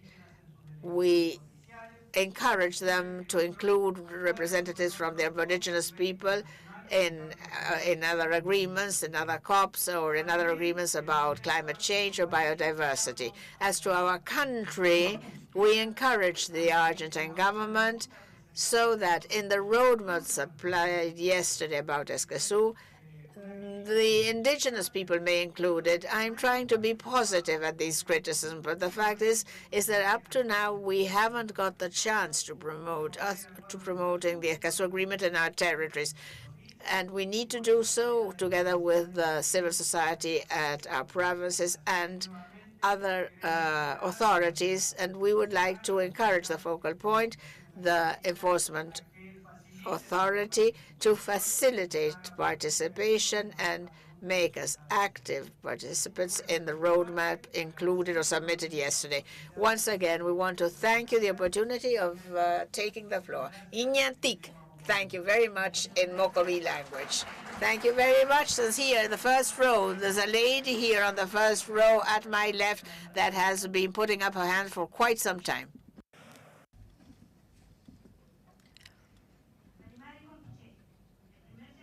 The first call that I make of members of communities, local communities. I want to be truthful to our word. My name is Yogueta Oikowara. I am a Wichi Mapuche. I come from Witiwimiapu, a territory usurped by Chile, and it has been repressed. I am a lawyer as well. Today, I'm standing in front of you, and not on behalf of myself, but I want to honor our ancestors because of their fight. I'm representing children, and also on behalf of future generations for their lives. That's why we are here. We should all come to an equal footing on this. We are on the front lines. We need to take urgent action. We are being hypocritical, as well as states. And why do I say so? Because it turns out that today we have been discussing about participation of environmental defenders, but they are not given effective participation regarding the action plan. This is the top evidence of their hypocrisy, because they want to set out a consultation process for 2 months, but you are depriving it of the participation of indigenous peoples, because it is preventing the effective and binding participation of indigenous communities and the civil societies. So you shouldn't be reminded that not all places have internet and or connectivity, and not all of us want to have an email or a cell phone, and that must be respected. So our demand comes from the civil society, from the indigenous populations. We must come together and stand up for our rights. We are a nation, and we should be treated in that way, as nations, not as materials or objects. Everyone is discussing what to do with us and what is happening to us. We have our own thoughts, our own ideas, we have wisdom, and we put together proposals. We are not just mere objects. We shouldn't be considered as like that. We have been made objects. The earth has million resources. So you don't know those territories. We have full of committees, agreements, treaties. We are tired because the territories are still few and are the same. So it's high time for you to come down to the territories, for this white table to be non-existent, to go there to the field and feel what we feel in the territory. It's not enough for you to say that you care of us. You are being hypocritical, because in reality you will go back to your states, to their government offices, and there you will not be able to control judges that commit crimes when they sentence indigenous peoples and defenders and fighters for human rights without evidence, because that is what is happening. They are being hypocritical when you come back to your countries and enable prosecutors not to move forward on our complaints, and they persecute the environmental defenders. You are being hypocritical when you don't enact legislations. You can help us very simply, in a simple manner. You don't need to spend so much money by establishing legal reviews in your criminal codes to have a specific paragraph for those who attack an environmental defenders, or they threat them or kill them. Today we don't have that. That's why the police officers do not receive our complaints. That's why they make fun of us, but they persecute us. So today we need to have prosecution's office to look into these crimes, but also the crimes, as you call them, to the environment. They are attacks and killings against our Mother Earth, the Yukemapu. Today we must be heard, and that is not happening. We are not interested in listening to you, where you come here to congratulate yourselves and thank you. We are not interested at all. That is completely pointless and useless to us because we are on our own in our territories. You come here and you stop being human, it seems. And you request us to respect protocols and procedures. And have you consulted us about that? Participation is essential. We are not going to allow an action plan for environmental defenders without our participation. We are not going to let that happen at all. Thank you very much. And now, our colleague here. Go ahead, please. Thank you very much. I'm Oscar Brasa, coordinator of human rights in the indigenous people from the Amazons in Colombia, and we represent the 64 peoples we have in Colombia. We've been working with the Coica community as a basis for this situation, and we're here to voice certain demands, very specific demands representing this basin. One of the specific demands is that the open-ended working group, as you've mentioned, we need a clear participation of us as a community of indigenous people, as other people here have requested it. Though COICA has done its job with the different territories and even fostering that participation of people in an indirect manner, we want this to be taken into consideration, especially where new people are aware that that space clearly, that date and the decision adopted at court demands for participation and direct mentioning of indigenous communities. So we want this to materialize, especially when there are clear grounds for this. And historically, we've also showed that we can support the construction and even the implementation of the protection of human rights defenders.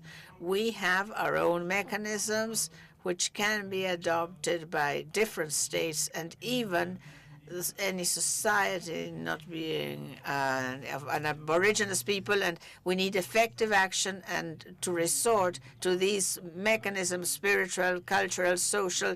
And of course, we want all this to be taken into consideration. It's one of the positions that we've reiterated from the Amazon's basin as a member of the Amazon community, because we know we've protected the Amazons for years and years and years, as we keep hearing mentioned all along, but this doesn't materialize as we need it to materialize. Then we still have some minutes, so let's be brief. If you are brief, we are going to take more questions.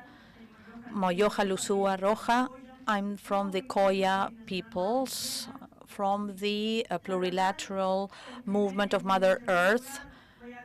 I want to thank ICLAC and Escazú Agreement for taking us into consideration. The indigenous peoples and the environment protect the environment, actually. During the month of the American indigenous peoples, we wonder, what have you done with indigenous peoples? What have you done to Mother Earth? What have you done with our territories? What have you done with our natural resources? What have you done with our cultures and values? What have you done with our patriots' proclamations that fought against colonialism and unity and our big country for all of us? Where is our nation as dreamt of by our ancestors? They died for it. Where is this big nation that ensures prosperity for us? And we can't see it. I wonder, where is it? That's my question to the states. All along our country and each of our provinces, we are forced to survive in miserable conditions, in neglect, without health, education, without land, in complete neglect by development.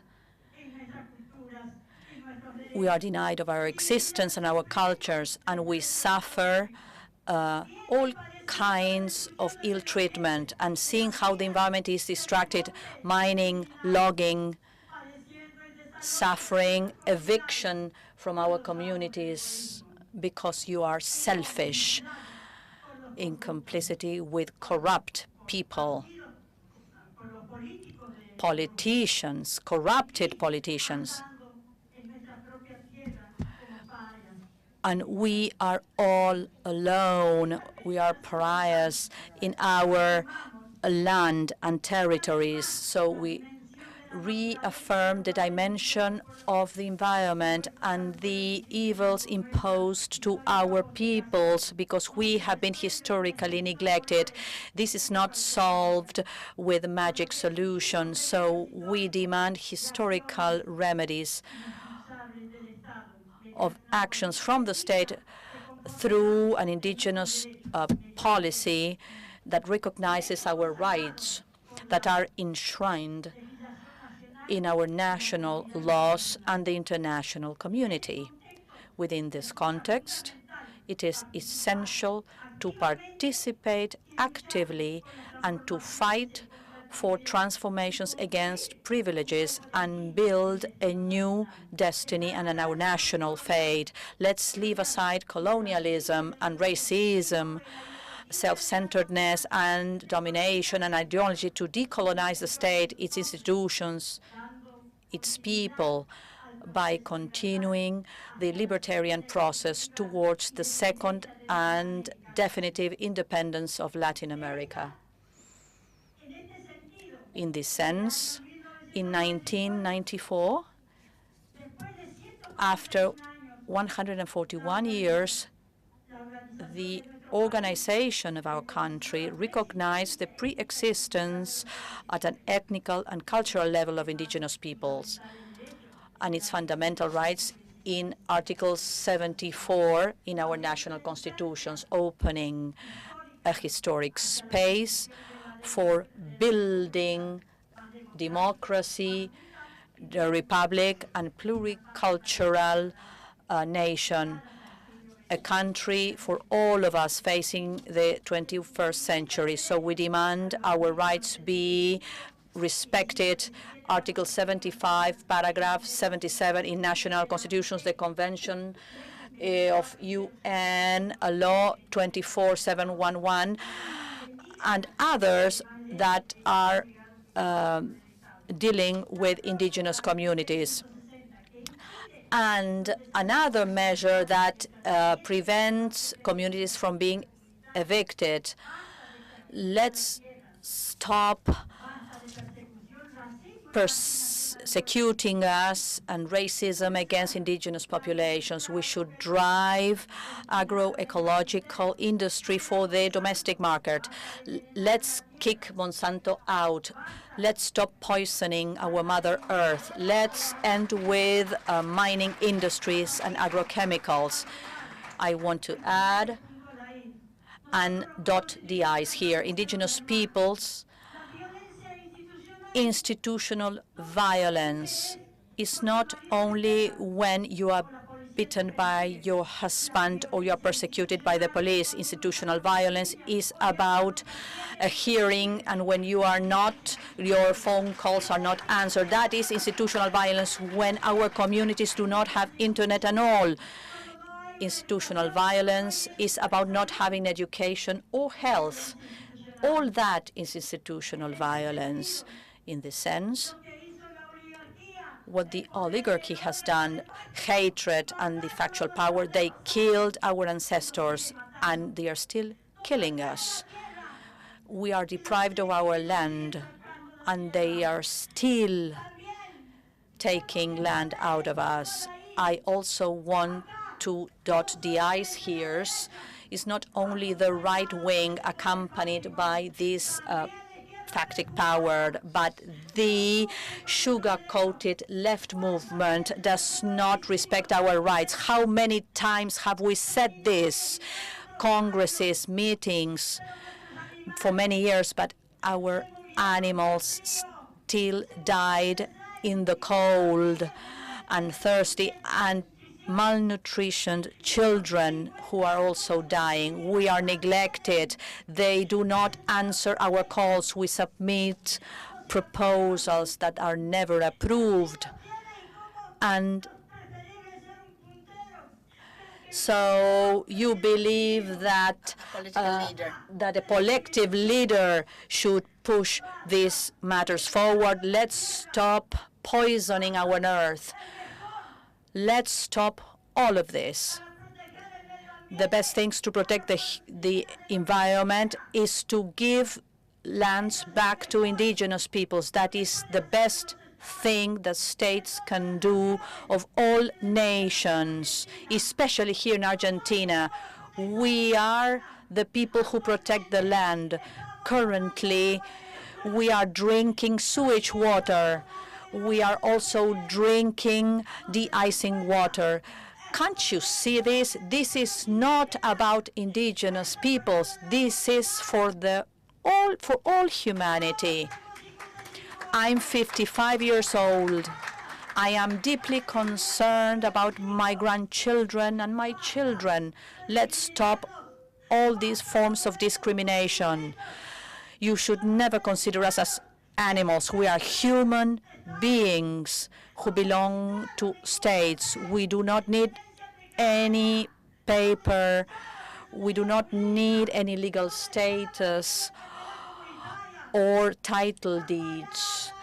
The word was worth a lot, but now we are requested to have legal status, and they tell us that we are foreigners. There were no borders. Thank you very much.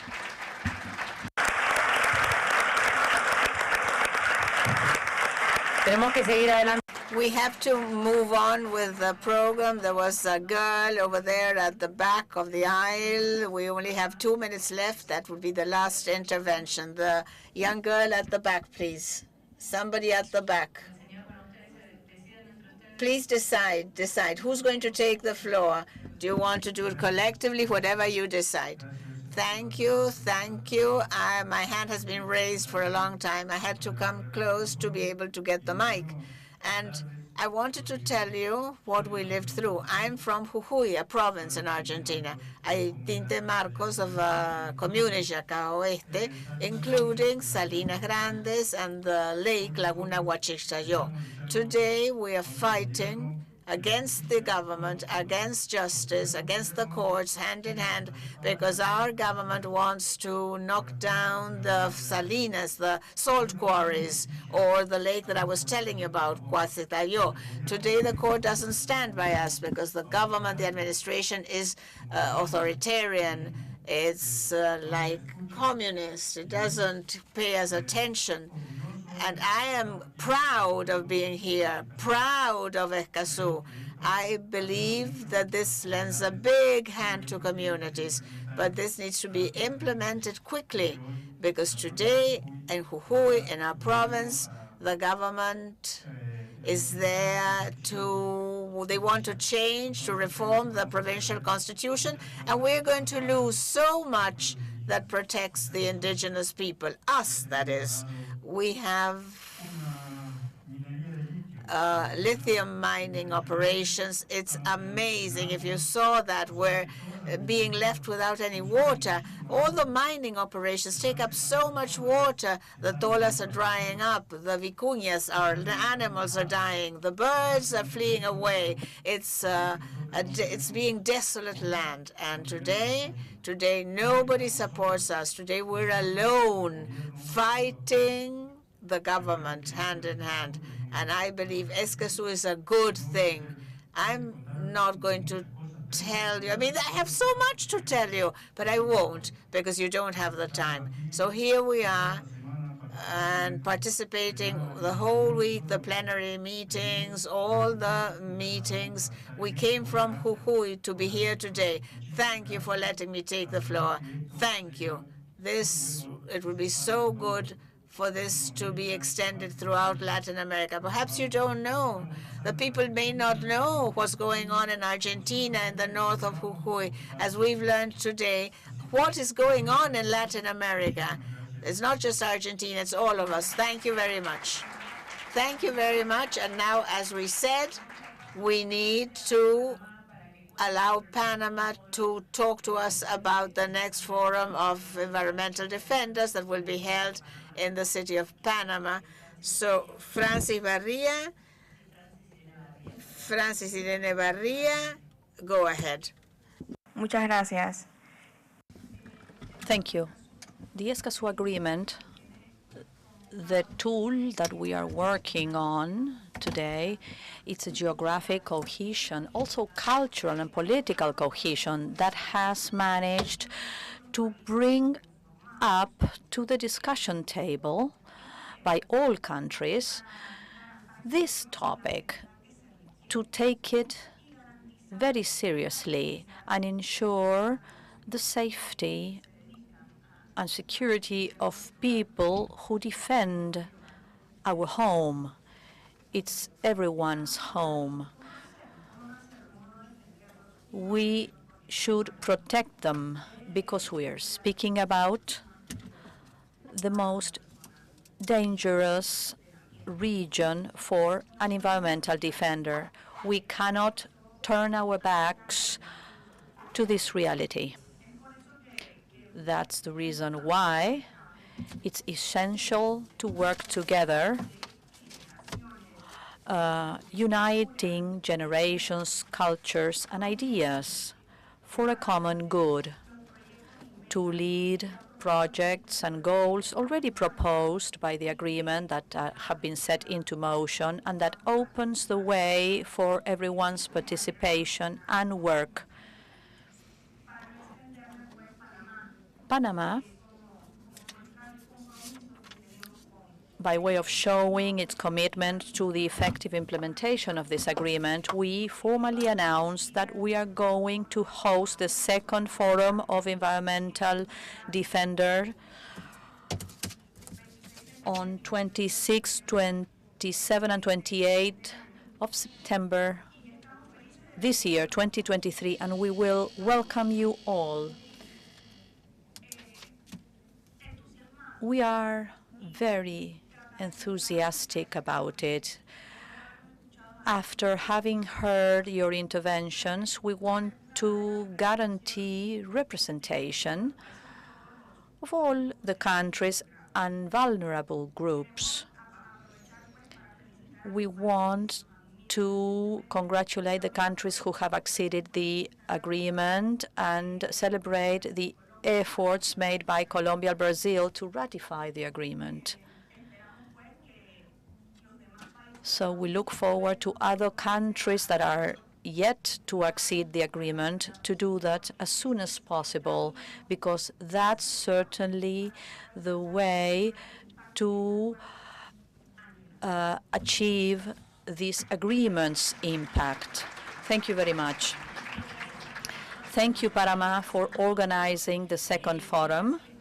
And now we are going to break up for 15 minutes. Let's come back some minutes before 12 because we are going to address the election of the committee members. So let's get back to the room in 15 minutes. Thank you very much.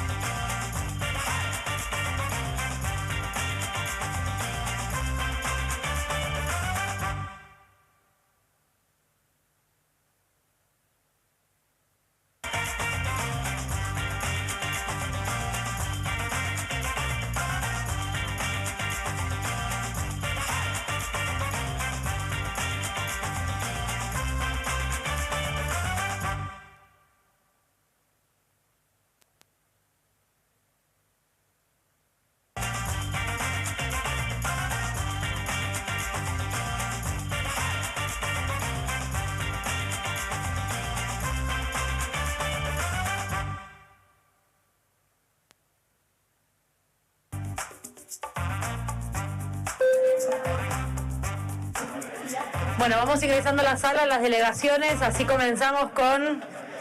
Okay, we are going to start with the election of the members of the committee. So if you'd like to call the people who are outside so that they can come in and we can close the door of the room.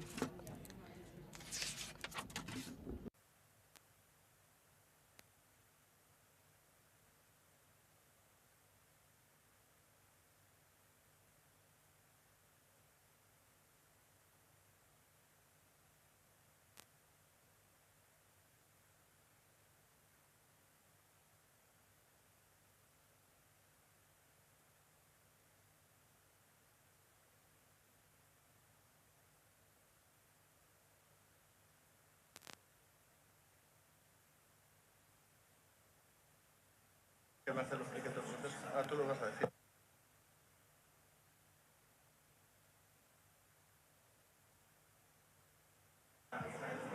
Estamos todas las delegaciones y pueden ir tomando... Okay, can you please be seated, all the delegations and those who want to participate in this session, so that we can close the doors.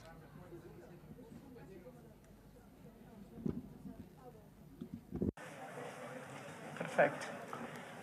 Muy bien. Okay.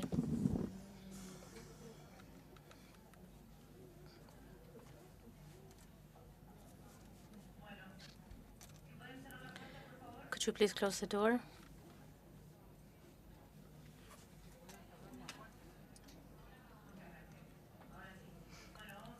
Okay, we're going to start the session regarding the election of the members of the Committee to Support Implementation and Compliance of the Escazú Agreement.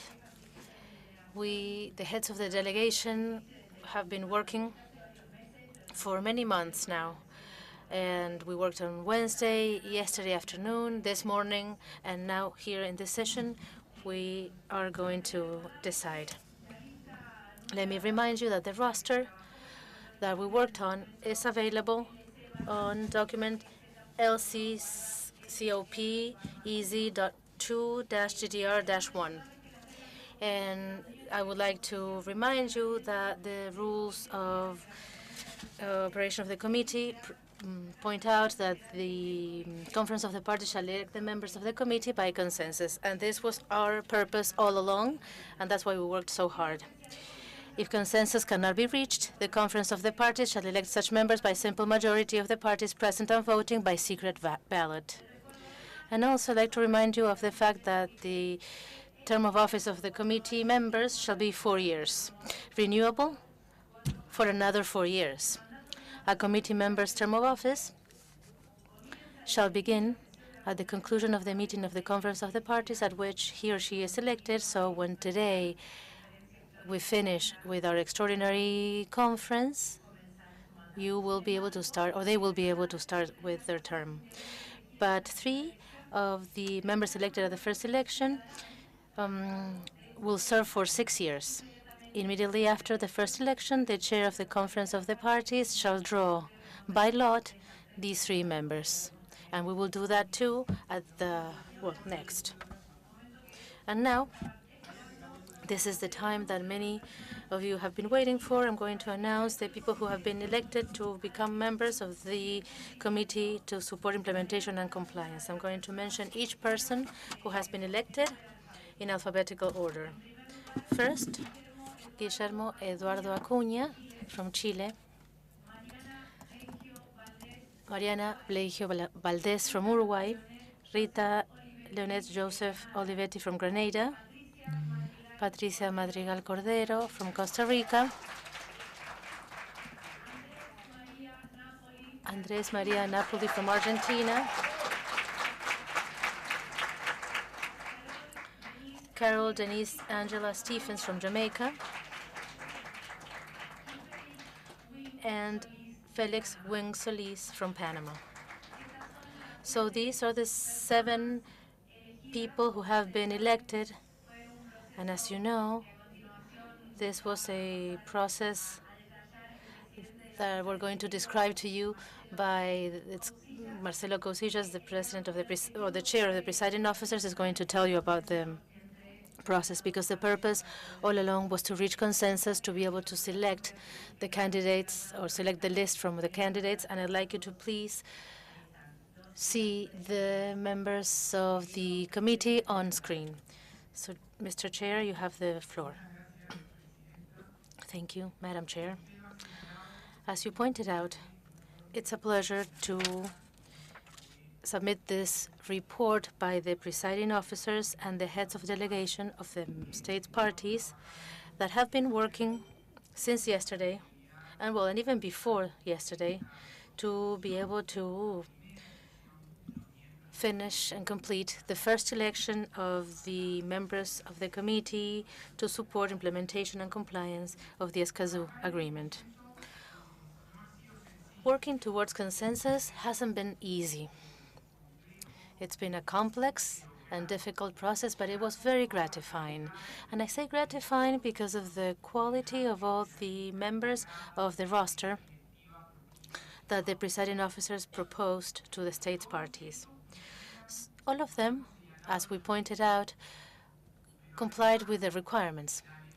But in addition, the negotiation that we conducted and the consensus that we reached is supported and complies with the gender equality criteria, regional equity criteria, participation of parties, of states parties and non-parties within the committee. And so I think we should be grateful for the willingness and the disposition of the states parties and the signatory parties or signatory states who have supported us throughout this process. And I would like to also recognize the contribution that was made by the public.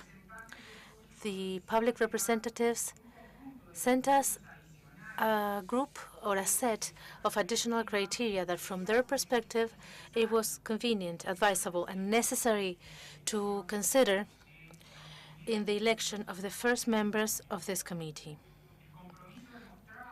The commitment shown with the spirit and the principles of the agreement, the experience in the dialogue with the public and with the parties, experience in commitment with collaborative work, the cooperation with the environmental defenders and with social and environmental conflict scenarios, experience with regional work and in different countries, the gender and geographical balance, as well as the balance between states parties and states that are not parties.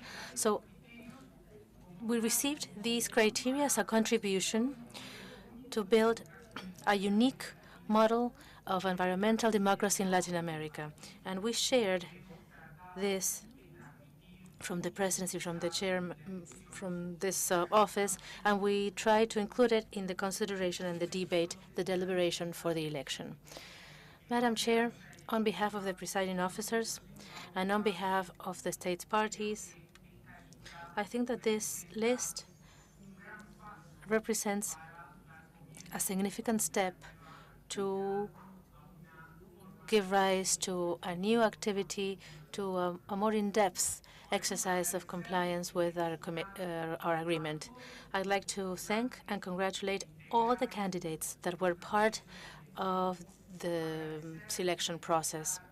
And I'd like to thank and congratulate those who have been elected and those who will continue in the roster in the event it is necessary to resort to them in the event of a vacancy. But I think we need to thank and congratulate us all. Those of us who are present here, those who are connected online, and I know that they're following our debates. I would like to congratulate the public, and I would like to congratulate you and tell you thank you. Thank you. Uruguay and the chair of the presiding officers who made significant efforts to be able to reach this consensus, which was important, I think, as a token of our desire to fulfill and to promote multilateralism and collaborative work in Latin America and the Caribbean, to be able to reach these fundamental agreements in connection with the Escazú Agreement. Now we are going to allow for some minutes to open remarks by delegations if they want to comment or regarding the elected committee. This is a space for that. Bolivia, you have the floor. Thank you, Ms. Chair. Good morning.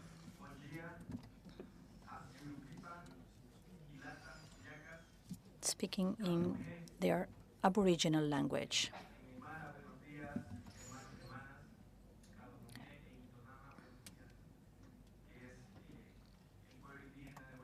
This is the Bolivian indigenous peoples that I feel represented with. 65% of the Bolivian territory is in the Amazonia basin, and it hosts most of the indigenous communities in our country. Our western nations, Aymara and others, are very representative in Bolivia. I wanted to take the floor to discuss Bolivia's position. Bolivia decided not to participate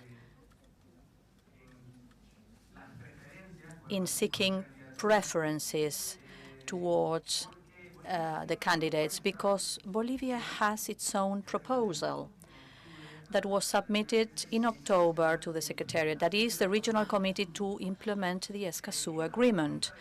This proposal implies broadening the structure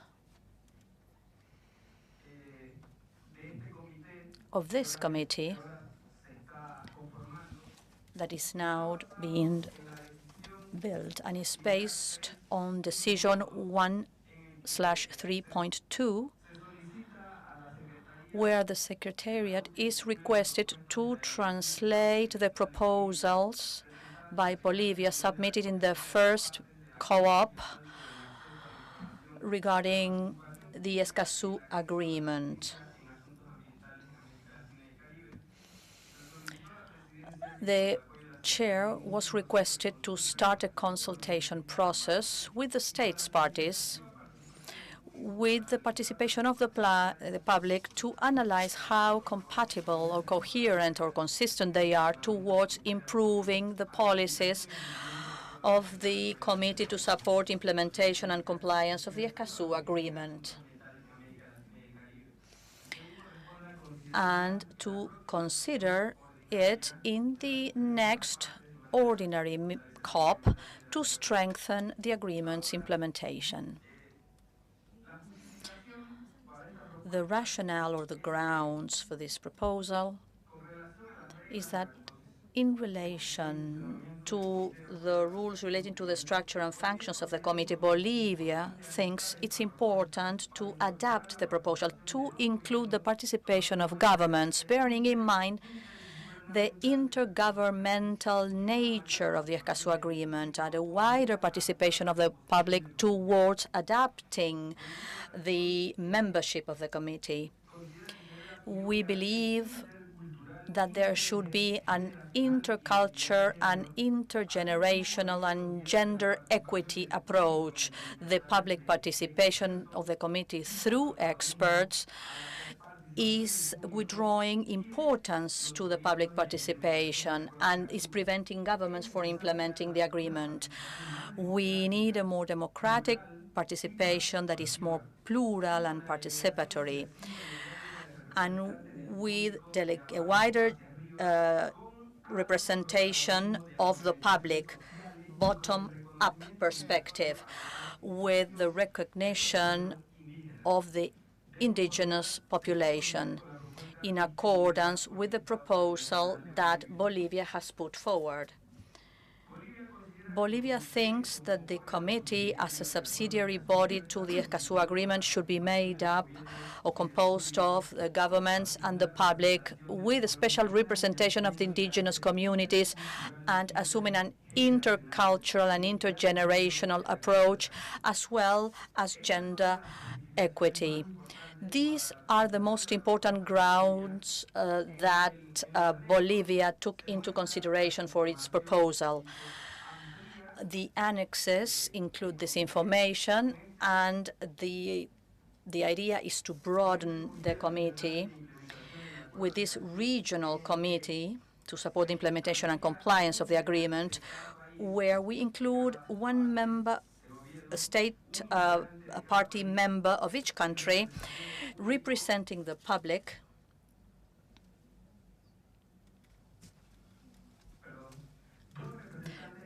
two elected representatives according to the rules and procedures of the region by the indigenous communities and local communities, also with two members. This is really important, and we have seen this in the public's interventions.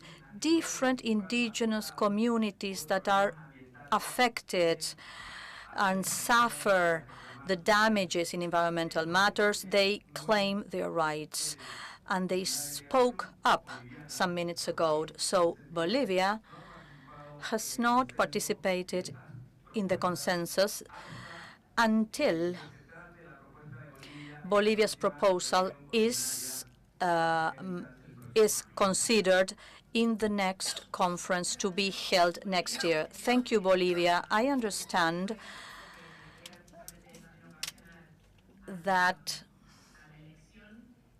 you wanted to make those remarks just because there was an election, but in relationship to this, we have some other business before the closing session, and after reading the political declaration, we'll be able to include different matters to be included in the next upcoming Conference of the Parties meetings. Argentina has the floor. Thank you, Madam Chair. I'd like to take advantage of this opportunity to express on behalf of my delegation of Argentina the honor, the satisfaction, the huge satisfaction and honor of having been part of this election process to become a member of the Committee to Support Implementation and Compliance of the Escazú Agreement. This puts us in a place with a lot of responsibility. We have significant responsibility, but we're also very enthusiastic because this illustrates how states can work responsibly in a participatory way with respect, and we can listen to all the parties involved. We can listen to civil society, our other colleagues with our disagreements even, but in the same spirit, and that is to not lose sight of the purpose of the agreement, the ultimate goal of the agreement. And this is why I think we need to congratulate ourselves. It's a starting point, and this is going to be a journey. Well, actually, it started in the first COP, and I had the honor to be able to participate in that COP and be part of the Argentine delegation. And I think there's significant work to be done, but we are on the right track. We are on the track that considers respect, that generates consensus. And so I would like to join my colleague from Uruguay in saying that we are going to do our best so that Escazú continues to be strengthened, and we're going to learn to work together. Thank you. Thank you, Argentina. I don't know if any other delegation would like to take the floor, or representatives of the public that might want to take the floor. St. Lucia, you have the floor. Very much, Madam Chair. I wanted this stage to congratulate the 7 members of the committee. I am very, very pleased with the process the process of getting to the 7, from the 47 to the 25 to the 10, and now to the 7. And I'm very happy to see Caribbean representation there. Of course, I'm happy to see the others, representations from Central America as well as Latin America, but in particular, to see representation of that kind from the Caribbean. I want to say that we are optimistic because when we look at this slate of candidates, we know that we have a core group that is going to really represent our people and move forward the process of implementation and compliance. So I want to thank the Secretariat, I want to thank the chairmanship and all those who worked behind the scenes and worked together to ensure that this process was seamless and that consensus was in fact reached. So thank you very much, Madam Chair. Thank you, Santa Lucia. Do we have any other delegation who might want to say a few remarks? Okay, so next I'm going to ask a representative of the public. That's good. We're going to give him the floor. Go ahead. Thank you.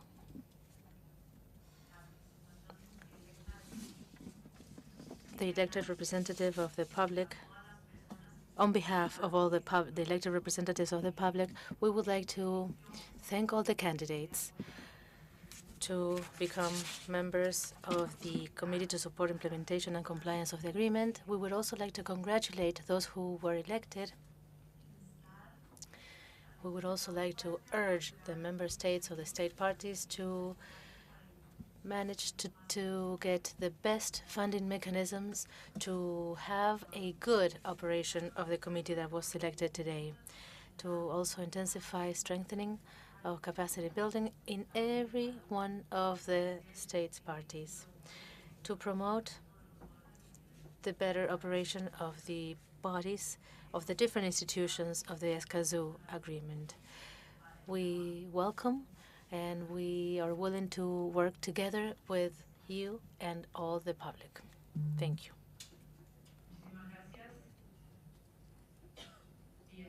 Thank you. So now we're going to start the process to draw lots, but I'm not going to play bingo, of course. We're going to do the draw to elect, as we agreed, on the 3 candidates that are going to have a term, a 6-year term, instead of 4 years. So I'm going to ask a few public representatives to accompany us so that this process is very transparent. Can you accompany us? 1, 2 members who would like to participate in the process? And we had the CLAC Secretariat as well. Let's put the numbers on screen. We're going to include each one of the elected members.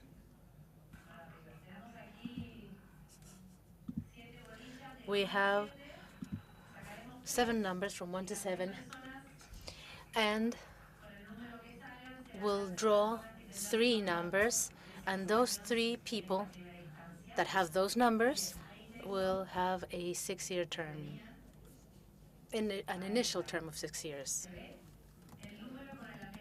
Can you see the number? Okay, each number has a surname attached to it. Okay, so who's going to mix the numbers?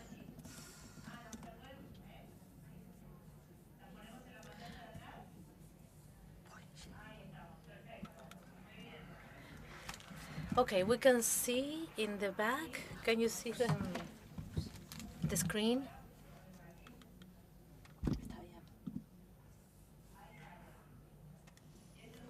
Okay, it's number 3, and that would be Joseph. That's the first person whose term of office is going to last 6 years. The second one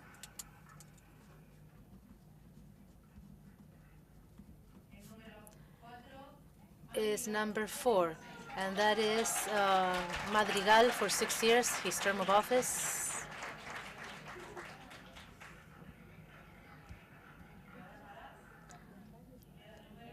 And now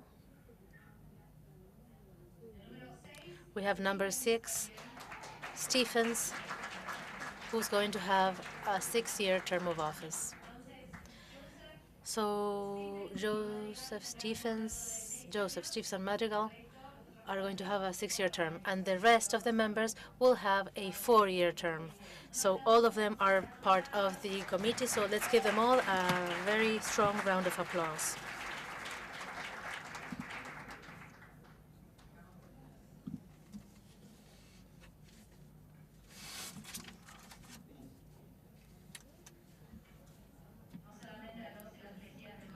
Not only the members of the committee, the members-elect, but also the candidates.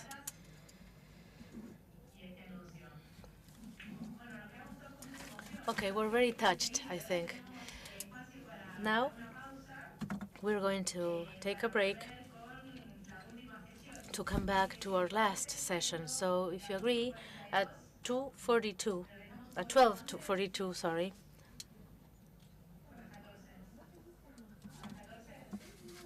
we are going to adjourn for now. Let me double check if we have any announcements. Okay, yes, we do have an announcement. As I said at the beginning, I just received a present. If you remember, those of you who would like to return the cord, please do return it to reuse them for the next COP. So if you do, you will get a present. You can do it now and keep the badge, or you can do it at the end. And so thank you. Thank you. We'll resume a little bit before, please come back a little bit before 2 so that we can resume at 2 sharp.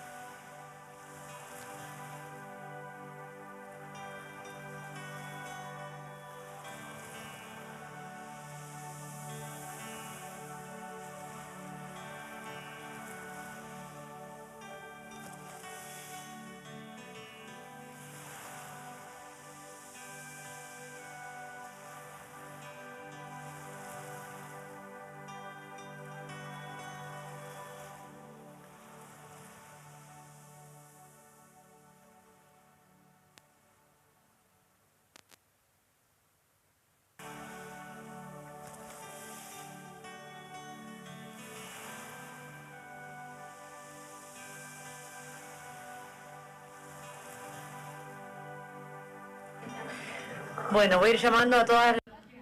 So please, all heads of delegation, to come to their places to start some of the last segments of this conference. There are many topics to discuss yet, and we need to close the political declaration. I think that all the state parties delegations are here. Are there any representatives of the public already in the room? So we'll wait for one additional minute before getting started.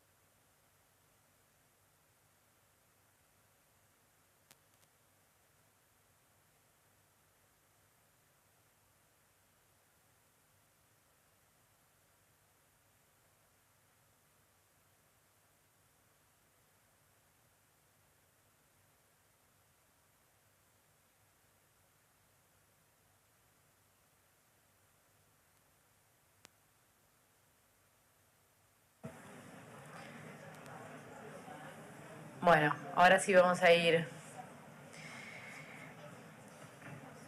Vamos a comenzar. Well, let's begin now. We have a special session.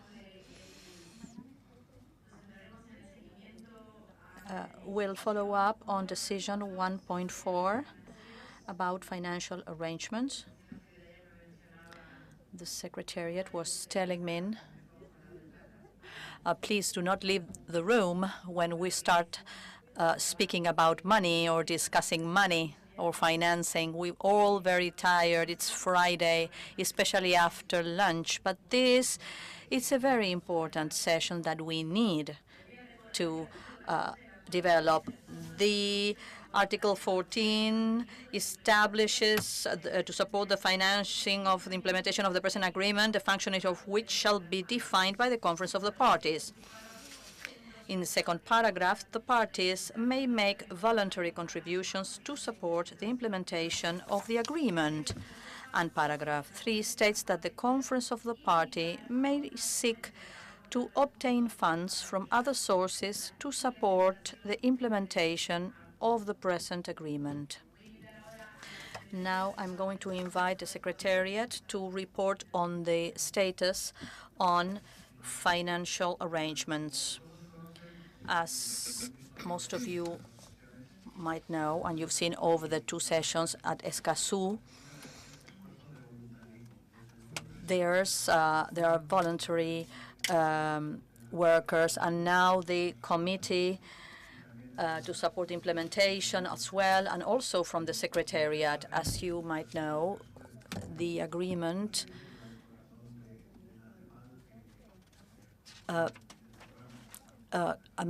was adopted by the ECLAC, and from the Secretariat we seek funds that are off the budget, extra budgetary activities to fund Escazú Agreement.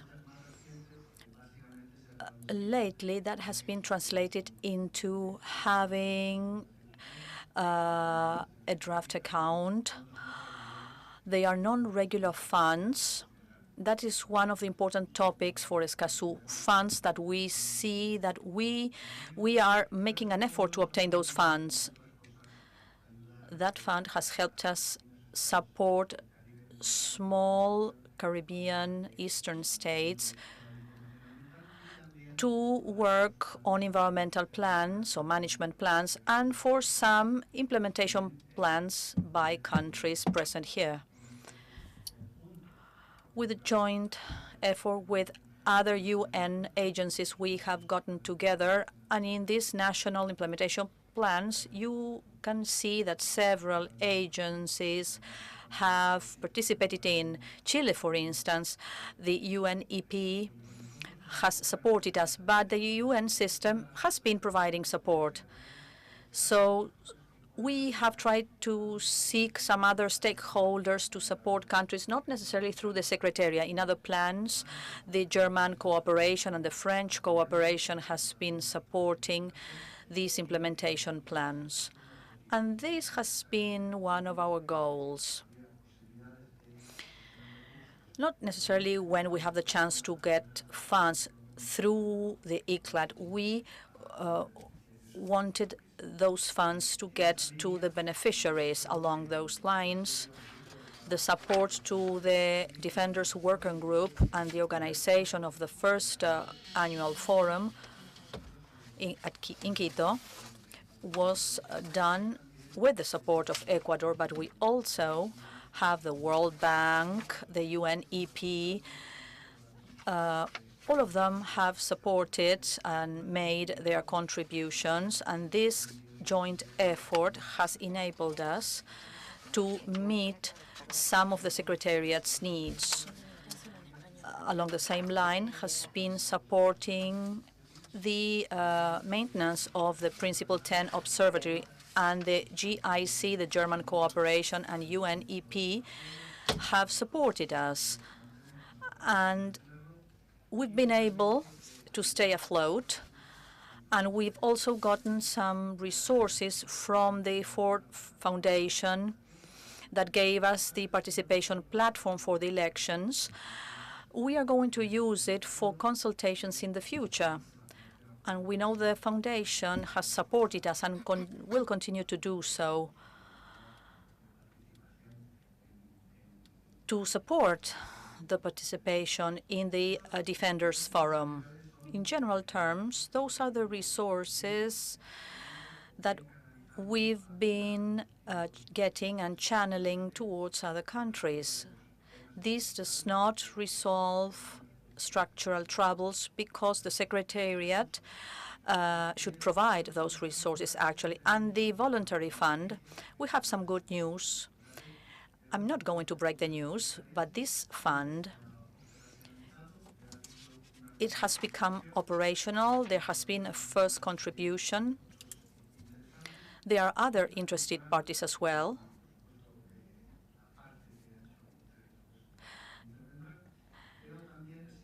We have had or made contacts with other agencies, development banks, especially the Central American Bank to support implementation in Central America. With other banks, we expect to do the same. They are domestic or national actions, so we have to set priorities. We need to align these resources to other areas, and then recognition to Argentina, because without Argentina, this COP wouldn't have been able to be held. So we aligned with Argentina's resources through the CAF support as well, and with our own ICLAC resources as well that are allocated here. We are going to make resources operational as well. We'll continue to do so, but we need to do the same with the fund, and especially seek resources from other sources. A message from the public has been that it's important for the committee to be supported. Yesterday, this was a topic that was brought up. For us, that's a priority. I mean, seeking or channeling resources and for the fund to support the committee, to support implementation and compliance. This is the general description, but the basic characteristic of the funds are quite standard, actually. In Decision 1.4, the fund, according to this decision, the fund gives generosity from its donors. It's not conditional. The donors contribute to the fund, and the fund supports the Escazú Agreement. And this is one of the restrictions we have with individual donors or private donors. They can support some countries and not others, or some items or not others. And this creates transactional costs for the Secretariat. However, the fund can gather resources to meet the basic goals of the Escazú Agreement. So, having said that, I give the floor to Cecilia. Thank you, Secretariat. And now I'd like to give the floor to Mexico for a special intervention. Thank you. And I want to show the commitment of Mexico for the full implementation of Escazú. And this was reflected in December 2022, where we made this first contribution of $150,000 to the voluntary contribution fund so that it could start it could become operational. That was the beginning. We hope there are more contributions by the states parties and also the observer states. As we said, the fund is open, and so we'd like to invite any country which can contribute, because we see that Latin American solidarity will be important in these efforts to be able to move forward. Many resources are needed, of course, and in the International Cooperation Agency of Mexico for Cooperation has also contributed funds through joint cooperation projects, and we are trying to have South-South cooperation exercises and triangular cooperation exercises, and we'd like to call upon the UN system. Together with Argentina, we issued a resolution in ECOSOC so that the Secretariat can have resources for the Escazú Agreement. So we are going to continue insisting before the UN for those resources to be channeled to this important regional agreement. So this is the beginning. And so in order to become operational, we made that contribution, but we invite all the parties that can to contribute to this important fund. Thank you.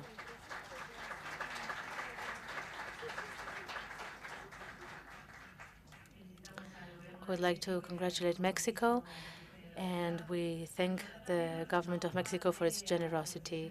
And I'd like to remind everybody who's present today that any contribution helps. So regardless of the amount that you can contribute, we know that it would be used to strengthen this agreement and the implementation of the agreement. Now I'd like to give the floor to Chile. Thank you, Chair. I am pleased to announce that the Environmental Ministry is going to make a voluntary contribution to the fund of the Escazú Agreement.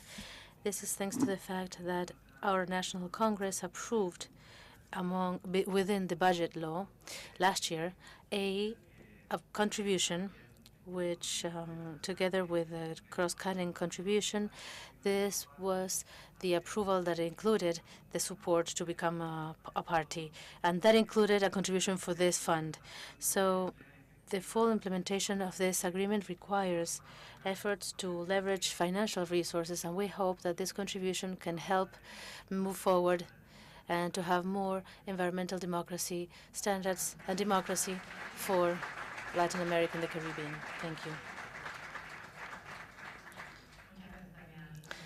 We would like to thank the Chilean government. Are there any other interventions by the observers also? If somebody would like to make a comment.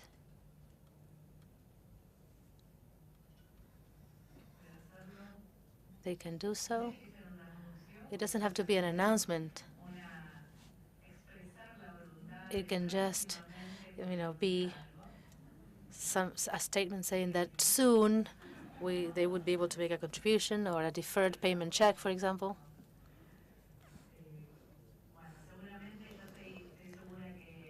Okay, I'm sure that the Mexican or the announcements by Mexico and Chile, the efforts that we made in Argentina, I'd like to highlight the support that we received from CAF to organize this meeting, and at the national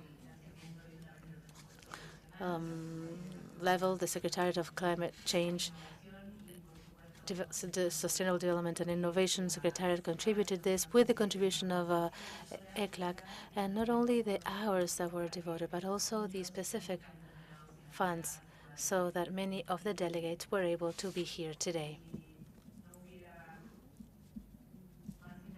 If there are no other interventions in this segment,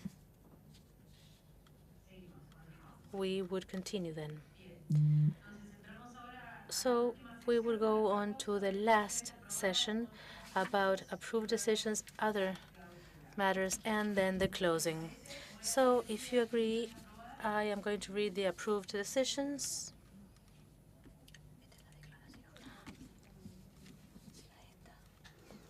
Okay.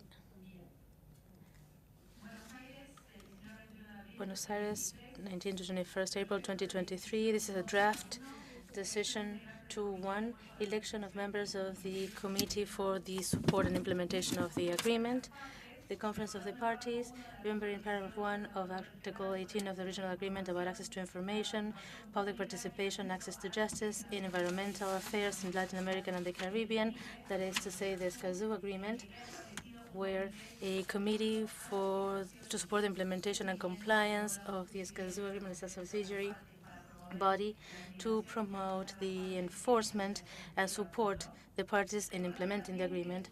Remembering also that in decision 1.3, we established the rules relating to the structure and functions of the Committee to Support Implementation and Compliance, that established that such body will have 7 members who will have functions personally and will be elected by the Conference of the Parties.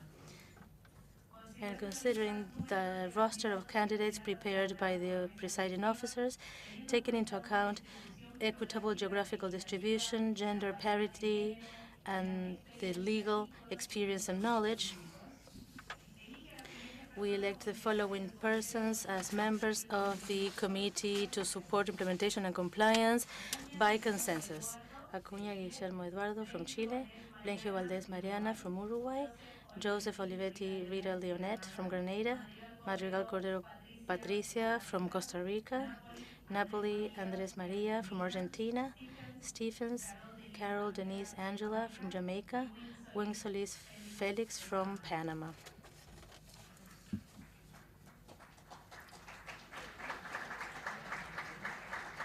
Okay, yes, you can give him a round of applause.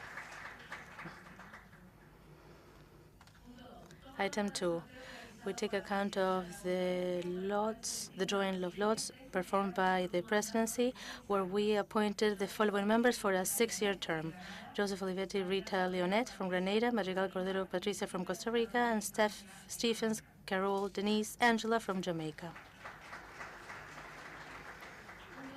Item 3, pointing out that in accordance with Rule 2.9b, concerning the structure and composition of the Committee to Support Implementation and Compliance, candidates Rubens Harry Bourne from Brazil, Juan Carlos Carrillo Fuentes from Mexico, and Gavin Sherva Mitchell from Trinidad and Tobago, as included in the roster, could be called upon by the presiding officers to fill a vacancy if it's applicable. Item 4, requesting the Secretariat to coordinate the date and place for the first session of the committee as soon as possible so that their members can take office, officials can be elected, and we can move forward in the organization of its ways of working in accordance with the rules relating to the composition and functioning of the committee. Item 5, we invite the committee to make a report of its progress to the next Conference of the Parties that is going to be held in 2024. So this is the draft decision adopted. If there are no... So this decision is going to be added to the official report of the meeting. And so with this, we met our objective. So congratulations and thank you all.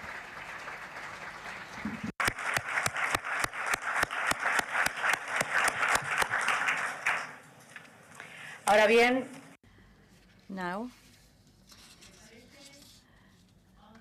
we'll adopt the political declaration of this Conference of the Parties. Buenos Aires, 1921 April 2023, draft Buenos Aires Declaration. We, the parties, gathered in Buenos Aires from 19 to 21 April 2023 on the occasion of the second meeting of the Conference of the Parties to the Regional Agreement on Access to Information, Public Participation and Justice in Environmental Matters in Latin America and the Caribbean, the Escazú Agreement. We underscore once again the role of rights of access to information, public participation, and access to justice in environmental matters in promoting human rights and sustainable development. Recognize the critical role played by the Committee to support implementation and compliance in promoting implementation of the Escazú Agreement and supporting parties in that regard.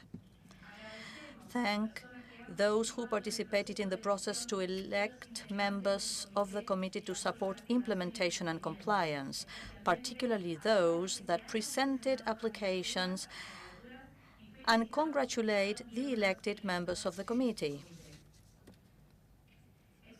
We express appreciation for the efficient process of electing the first members of the committee to support the implementation and compliance, and for the productive outcome of the process, and look forward to the members taking office as soon as possible.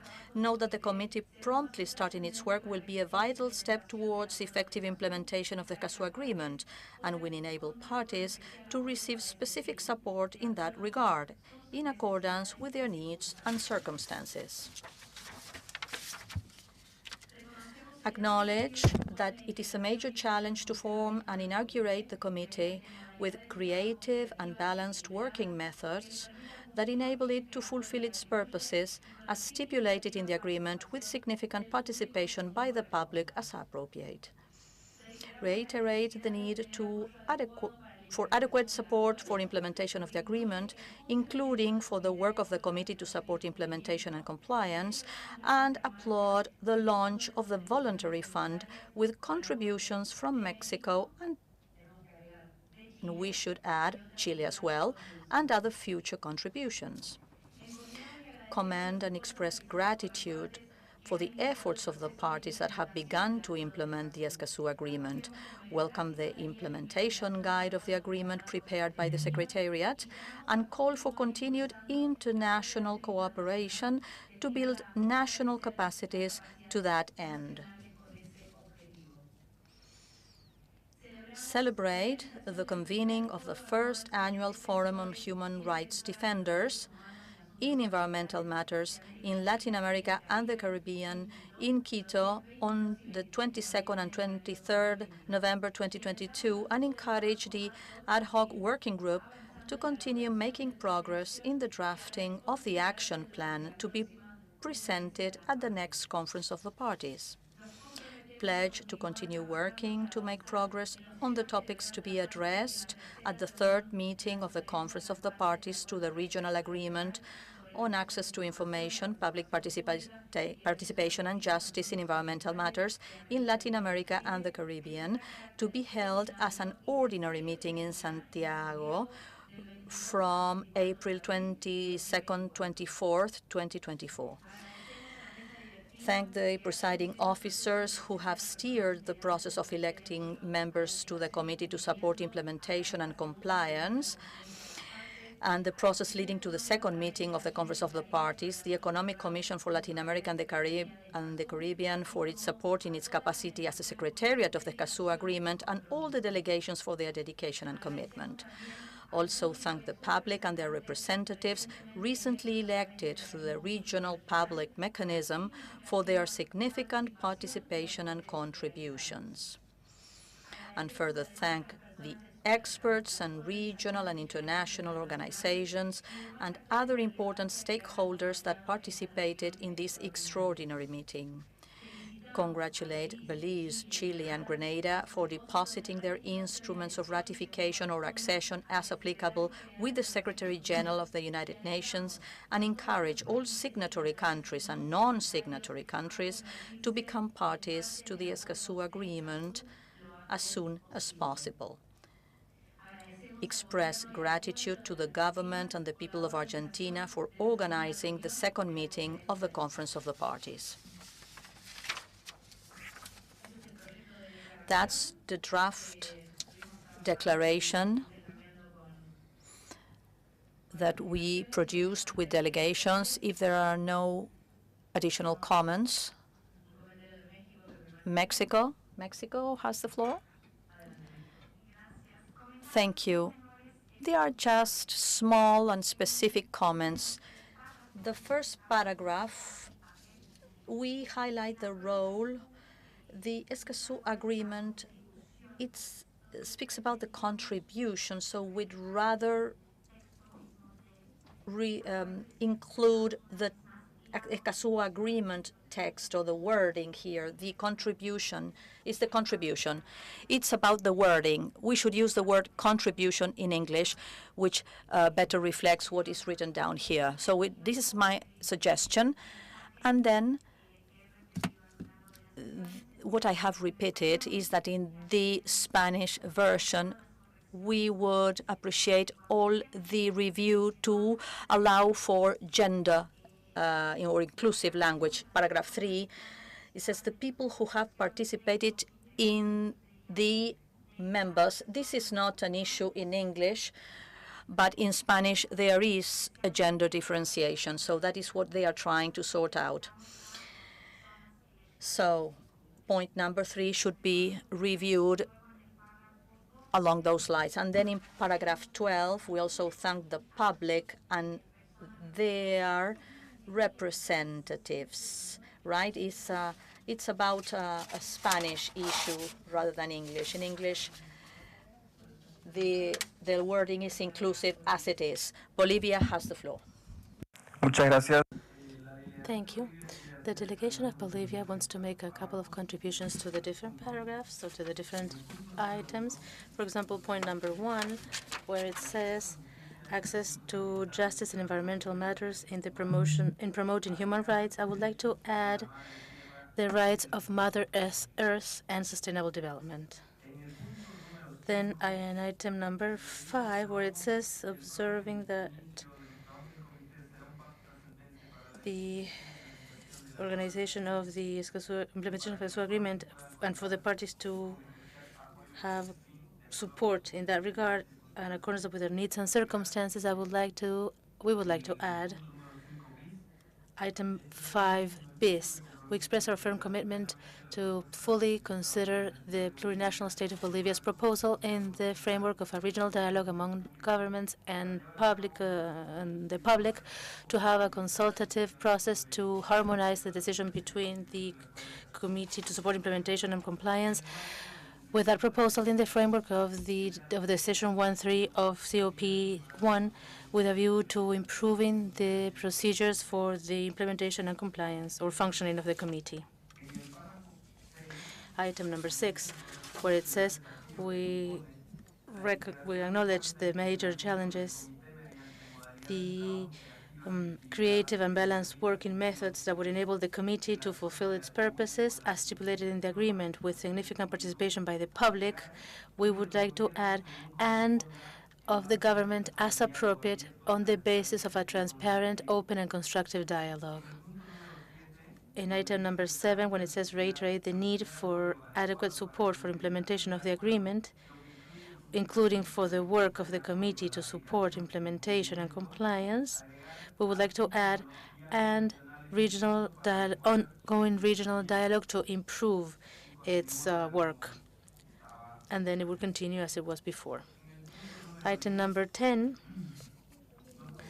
when it says we pledge to continue working to make progress on the topics to be addressed at the 3rd meeting of the Conference of the Parties to the Regional Agreement on access to information, public participation, and justice in environmental matters in Latin America and the Caribbean, that will to be held as an ordinary meeting in Santiago from April 22nd to 2024. I would like to add a paragraph 10 bis, where it says we urge the General Assembly of the United Nations to call upon the Assembly of the Mother Earth on April 22nd, 2024, following the prior reflections of the Secretary General of the UN, to contribute to the implementation of the Escazú Agreement with cosmo-biocentric visions or ecocentric visions, find solutions to the multiple crises that the Mother Earth faces from a cosmovision of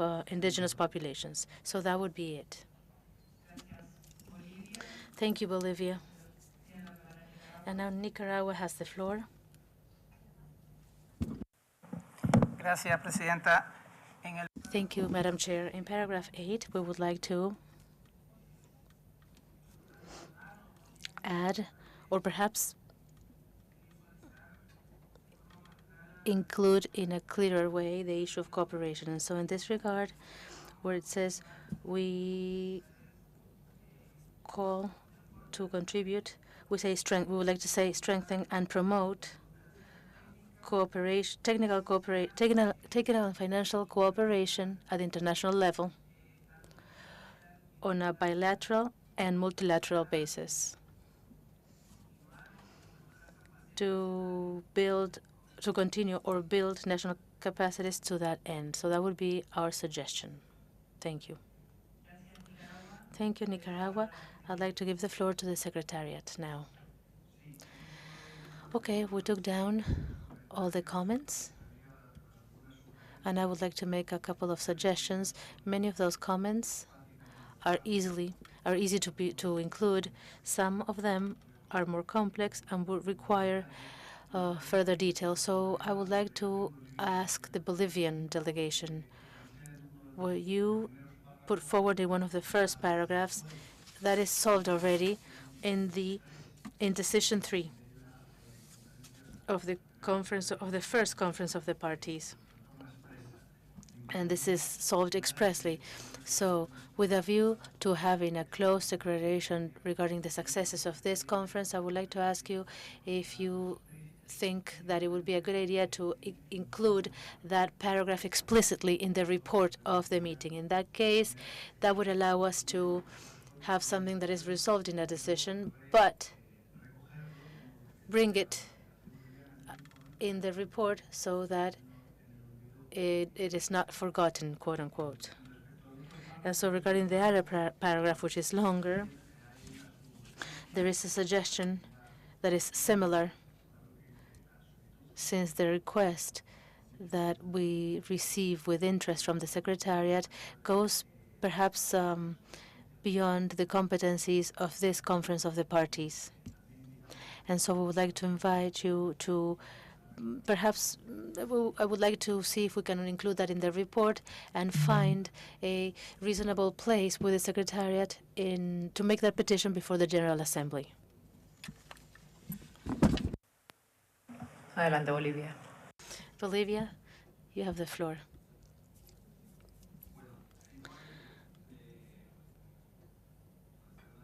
If there's no alternative, we accept to have those paragraphs included in the report, and we request that the other paragraphs that were mentioned be considered. I don't know if there would be any objections to those paragraphs.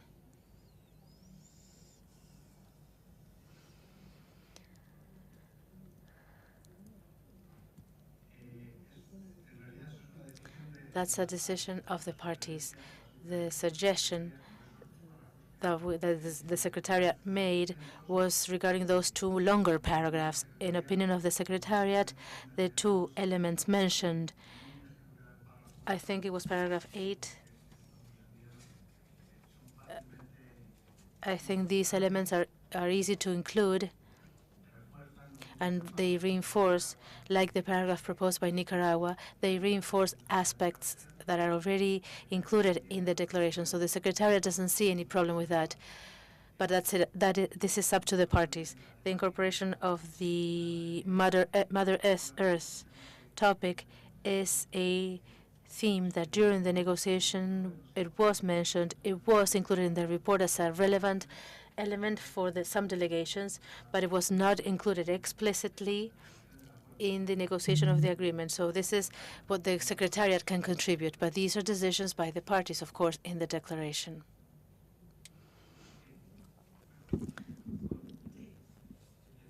So I was, the delegation accepts these paragraphs to be incorporated. Paragraph 5 bis and 10 bis in the report, as they were read. Thank you, Bolivia. Let's continue with Panama. Thank you. Panama's delegation suggestion is to include the commitment that is very similar to item number 10, because an announcement was made regarding the second Forum of Defenders to be held in Panama, so for that to be included in the declaration. That would be in item 10. Okay. Thank you, Panama. Mexico, you have the floor.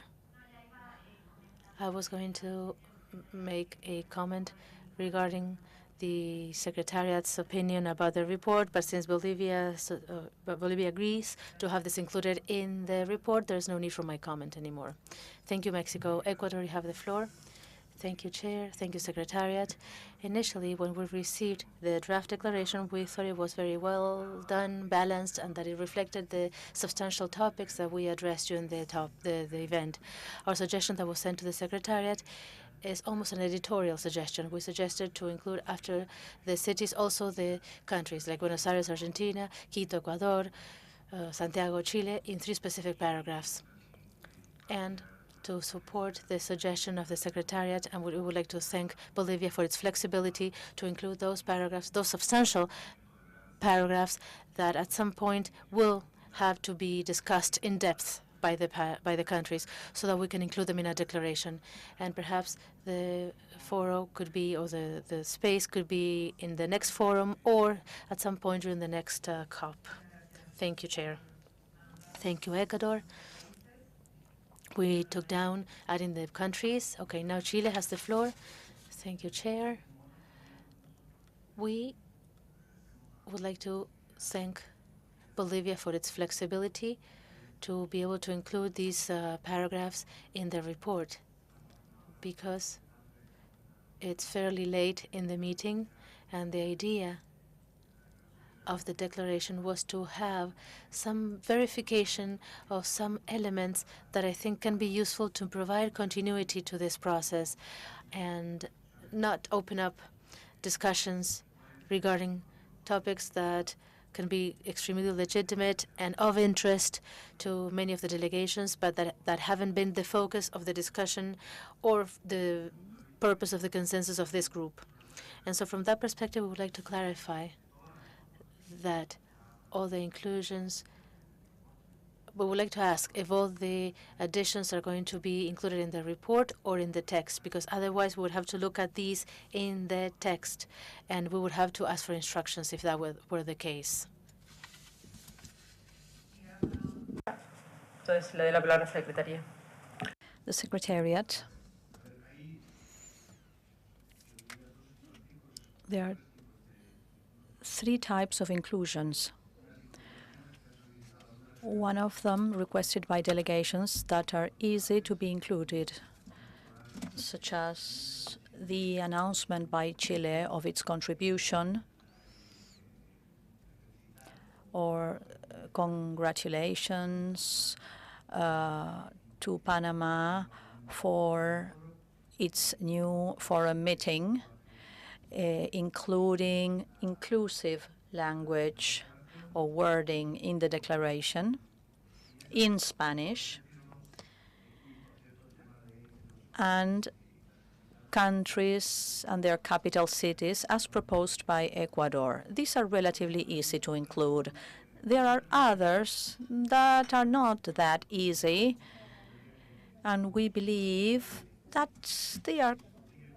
they can be discussed without having or needing a separate printed version, with Nicaragua's perspective of including the word driving and technical cooperation in point 8, and also financial cooperation at a bilateral and multilateral level.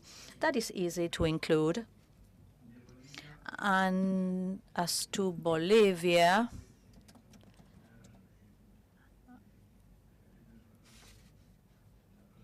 so that you can have the exact wording, there would be 2 elements. The inclusion by Nicaragua might seem easy to include. In paragraph item 6, as it is acknowledged, it is a major challenge to form and inaugurate the committee with creative and balanced working methods that enable it to fulfill its purposes as stipulated in the agreement, with significant participation by the public as appropriate. Bolivia suggested we include "and governments" as appropriate, based on open, transparent, and constructive dialogue. That is no problem to include. And paragraph or item 7, we reiterate the need for adequate support for implementation of the agreement, including the work of the committee to support implementation and compliance, as well as regional dialogues to enhance its operation, and applaud the launch of the voluntary fund with the contributions from Mexico and other future contributions. The inclusion is between the reference to the committee and the fund, as well as the current dialogue, regional dialogues to enhance its operation.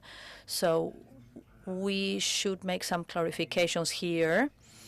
Bolivia, can you provide further detail on the dialogues you are talking about? Because that might lead to including it. I mean, whether to include it or not. And the last point,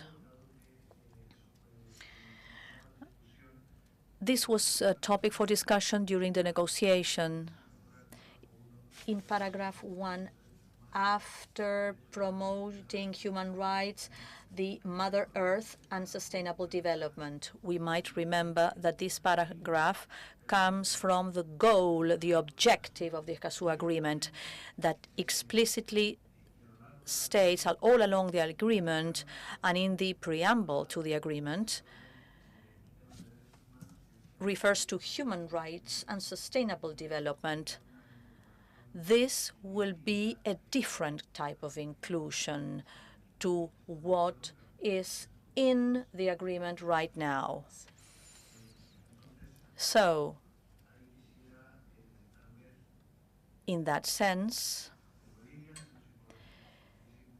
Bolivia, can you explain paragraph 7, what you mean by regional dialogues?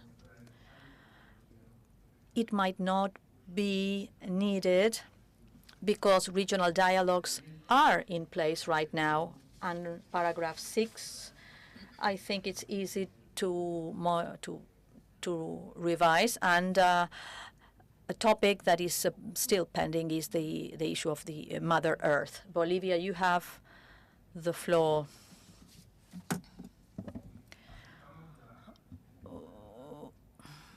We accept the inclusion of these paragraphs, number 6, and we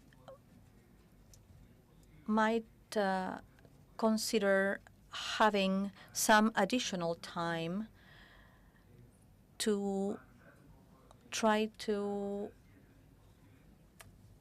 mitigate the wording for paragraph 7. Can we have some additional minutes? We request some additional minutes to deal with this, please. Are there any other comments? We might move on while Bolivia asks for instructions. We also had a special consideration, a matter of interest in the network for Escazú youth. Is there any representative that would like to have the floor? So this is the right time to do so. Mexico had offered that the youth group could take the floor from Chile and Peru.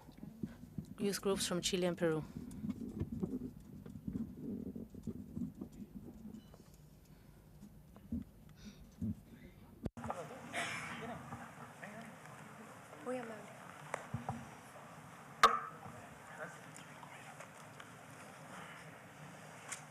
Good afternoon. The Youth Network would like to thank Mexico for sharing its space with us. We're participating in this second conference of the parties, second meeting of the Conference of the Parties to the Escazú Agreement. It's the regional agreement on access to information, public participation, and justice environmental matters in Latin America and the Caribbean. We express our concern for the full and effective implementation of the rights of access in environmental matters that involve children, adolescents, and youth in the entire region. We reaffirm our fundamental right to have active participation in the adoption of the decisions, because that's why we request that governments meet our demands and requests. 1, create, strengthen, and articulating the early warning systems of information and monitoring, ensuring the participation of the communities. 2, ensuring the compliance with the intergenerational equity principle for advocacy at all levels of the government, strengthening the capacities of children, adolescents, and youth, implementing participation mechanisms so that they can be officially linked in consultative and decision-making spaces regarding environmental matters.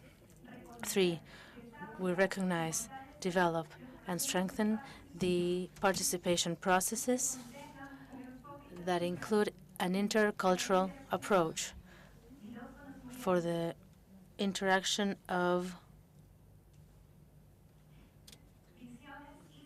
knowledge, visions of indigenous populations, African descendants as well.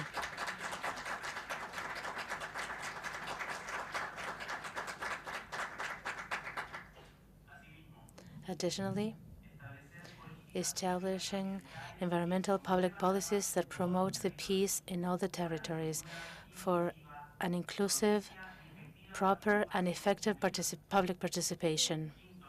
Number 5, establish and ensuring mechanisms of prior free and informed consent with indigenous populations and local communities for full and effective participation. Also ensuring compliance with general provisions of the Escazú Agreement, promoting the different mother tongues and original languages for an effective implementation of the treaty together with communities and local communities and Aboriginal or indigenous populations. Strengthen the participatory methods, taking into account the reports that already exist, updated by civil society about biodiversity and environment, taking into account that these have to be considered for a full governmental information management. We also promote and generate full and comprehensive dialogue spaces for the definition of Article 5.6 of the Escazú Agreement regarding denial of access to information in environmental matters. 9, creating monitoring and accountability tools for the transparency of the states in environmental matters. 10, create and strengthen public policies focused on training women leaders and community youth from the territory to have access to the earth and water resources. 11, establishing social protection and disaggregate information protection of data with a youth perspective, disability perspective, and gender perspective to eradicate all forms of violence. 12, invest resources to improve monitoring mechanisms against private or public institutions that do not comply with provisions regarding environmental matters and violate the rights of environmental defenders. 13, implement measures that would allow to have access to compensation that go beyond any redress agreement, that include restoration measures for ecosystems and communities that are effective. And this includes psychological and cultural measures, reparation measures, taking into account decision-making processes for environmental defenders or affected communities. 14, contemplating particular measures of protection for journalists that are specialized in environmental matters, particularly those that are most vulnerable. 15, and last point of my recommendations, recognize the urgency, and we urge you to the creation of an ad hoc group addressing the needs of the youth for the promotion of the Escazú Agreement.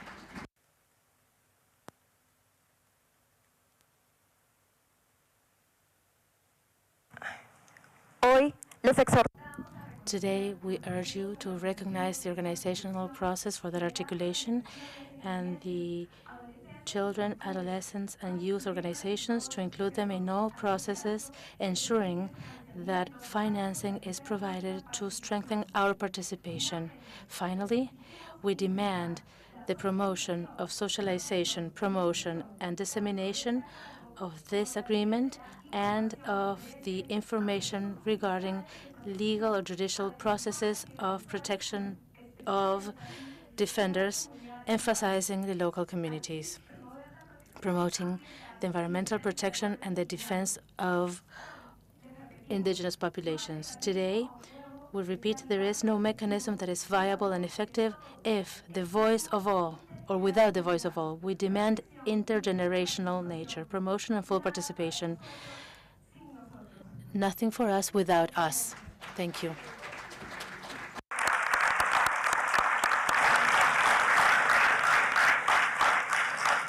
Muchísimas gracias.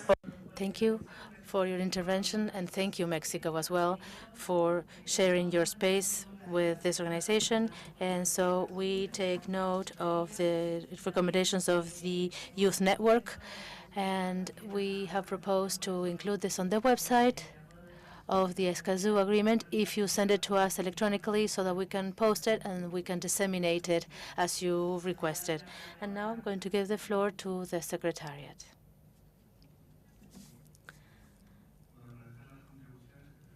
Okay, I would like to thank you for your contributions, and we will post them to the conference website if you send them to us in a digital format. I was wondering if Bolivia has a response. It is important for the Bolivian delegation to think about the fact that this meeting was convened for a purpose, and that was the election of the members of the committee to support implementation and compliance. And it wasn't called to change the language that was already agreed by the conference of the parties about the content that is included in the agreement. So to facilitate the conclusion of the declaration by the parties and abusing your kindness, I would like to ask you to perhaps include the topic of Mother Earth with a beautiful paragraph in the report to reinforce it as well. And we can leave it in a paragraph that is combined with the paragraph that you suggested before that makes reference to the request to the General Assembly. And as regards the other paragraph, perhaps the easy language would be to leave it as regional dialogue. That would allow us to have a wide recognition of many processes that are ongoing, including the one that we're making reference to. But there are others. And so the support would be to all regional dialogue that is taking place. And with that, I think, with an editorial support, we will be able to have a complete declaration. Justamente. The paragraph referring to regional dialogues was linked to point 5 bis about regional dialogues between the public and governments to make the committee's decision visible. So given the fact that it's not going to be included in the declaration, we suggest it be included in the report.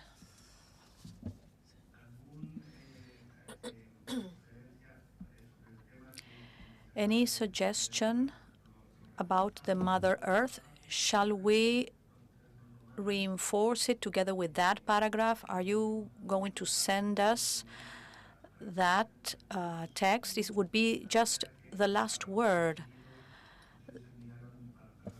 The paragraph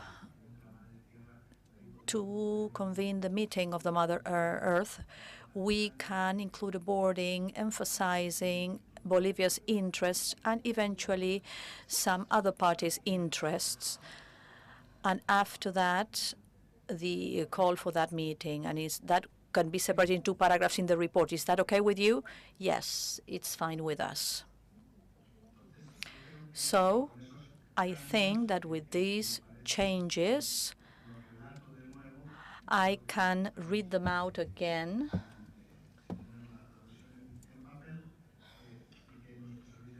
Our editorial service will make the necessary, the changes, requested changes. In paragraph 1 in the Spanish, we might need to remember the exact wording. And with Mexico, the inclusive language all along the text, I think there are 3 parts where we should use the word persons rather than the words as they are right now.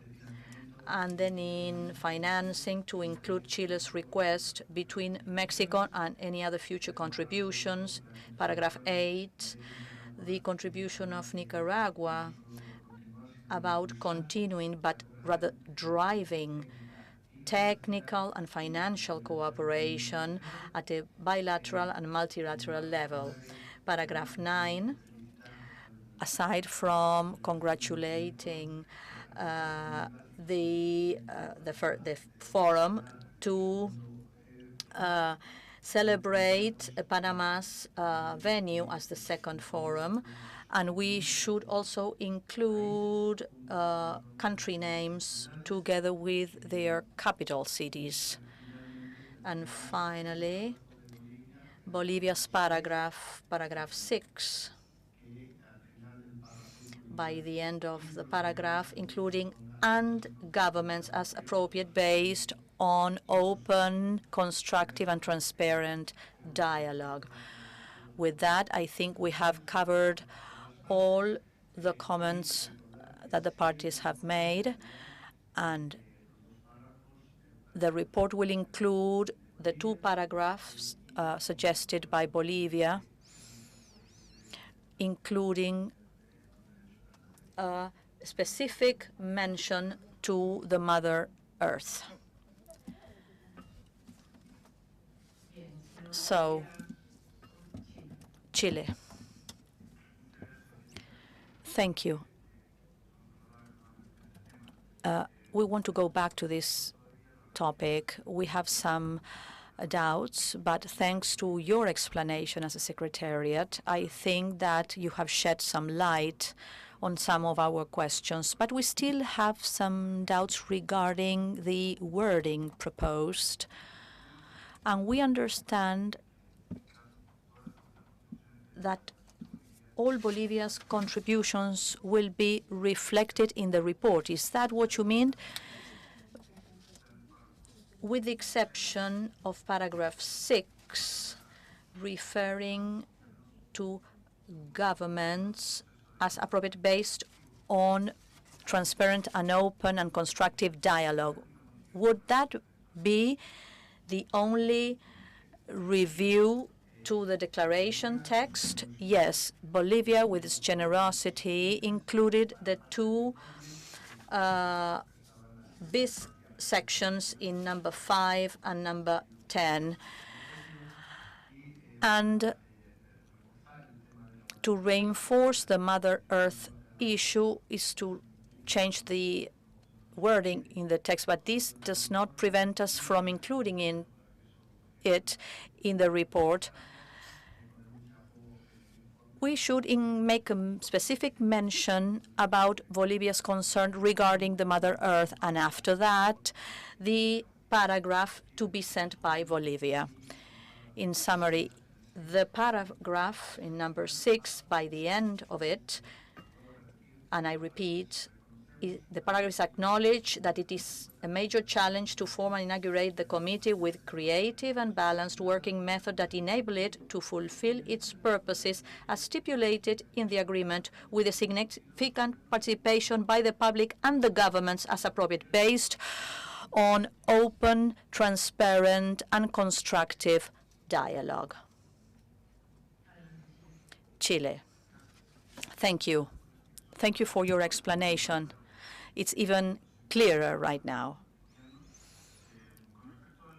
Regarding paragraph 6, we just want to understand if this wording comes from the rules of procedure of the committee, because now that the committee has just been elected,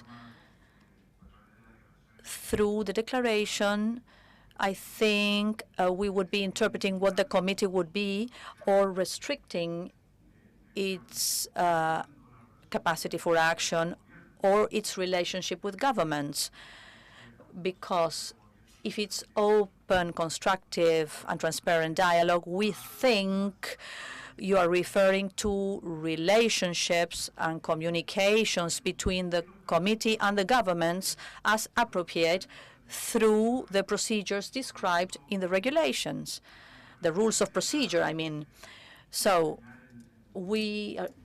our ending proposal for that paragraph, maybe, I think I should think it over.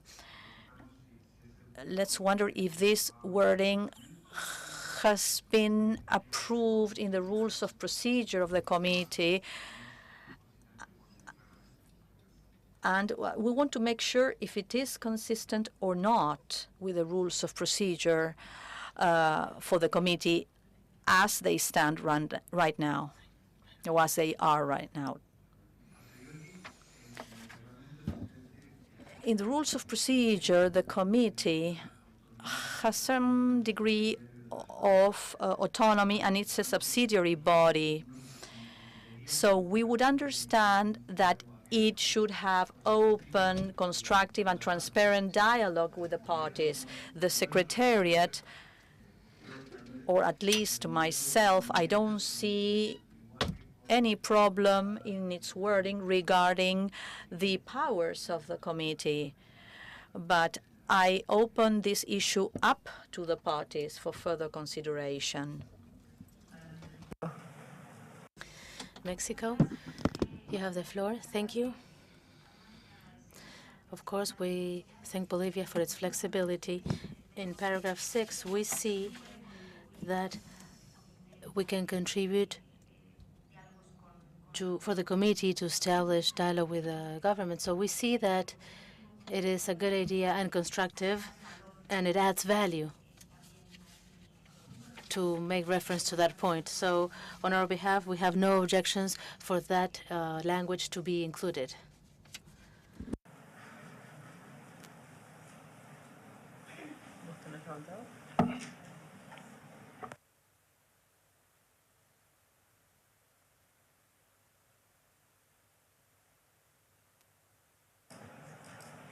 Bueno, entiendo que no hay. Okay, I understand there are no objections to include that language in paragraph 6 then. Chile, you have the floor. Thank you, Madam Chair. Can you please give us a couple of minutes?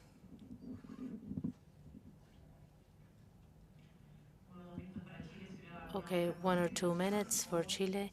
If there are any other considerations or only the declaration Uruguay, you have the floor. You have the microphone open. Do you want to say anything? No. Okay.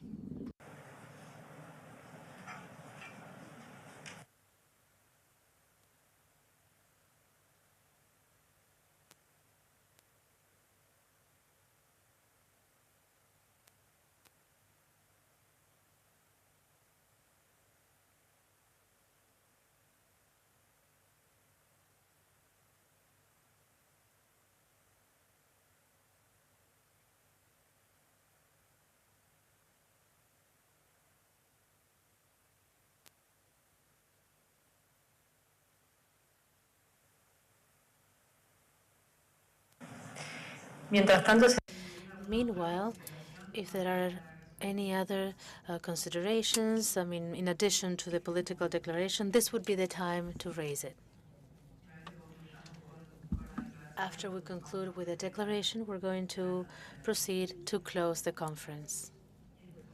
And then we're going to have a cup of coffee to wish each other farewell. Bolivia, you have the floor. I apologize for having an unusual main role, which is kind of by chance, right? Accidental. But I'd like to explain to you where we're coming from. For Bolivia, this is very important. And we wanted to talk about the proposal that we know was not included in the agenda. But since there is an opportunity to talk about this under other affairs, we would like to request the Secretariat to provide information or to tell us if the proposal that was made by Bolivia of having a regional committee, if that proposal was distributed to the state parties and if there has been any feedback about that.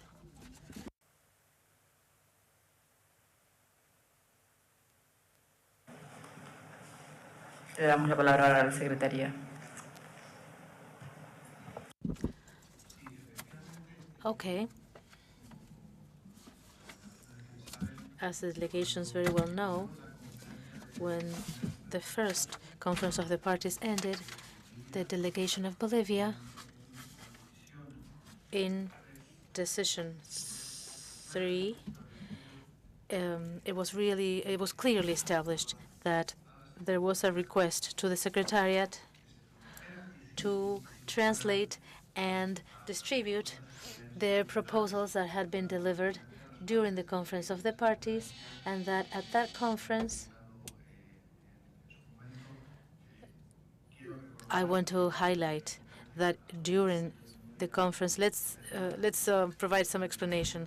The delegation of Bolivia brought certain alternate proposals, about the rules of procedure of the COP and the rules of procedure of the Committee to Support Implementation and Compliance that hadn't been seen by the parties before, and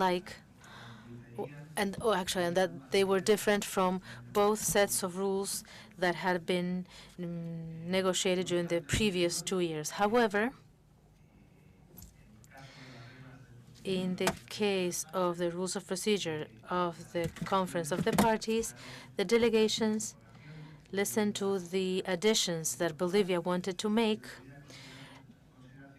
They considered those additions, and as any other proposal of the delegation, some of those proposals were included, and the rules of procedure of the COP were approved.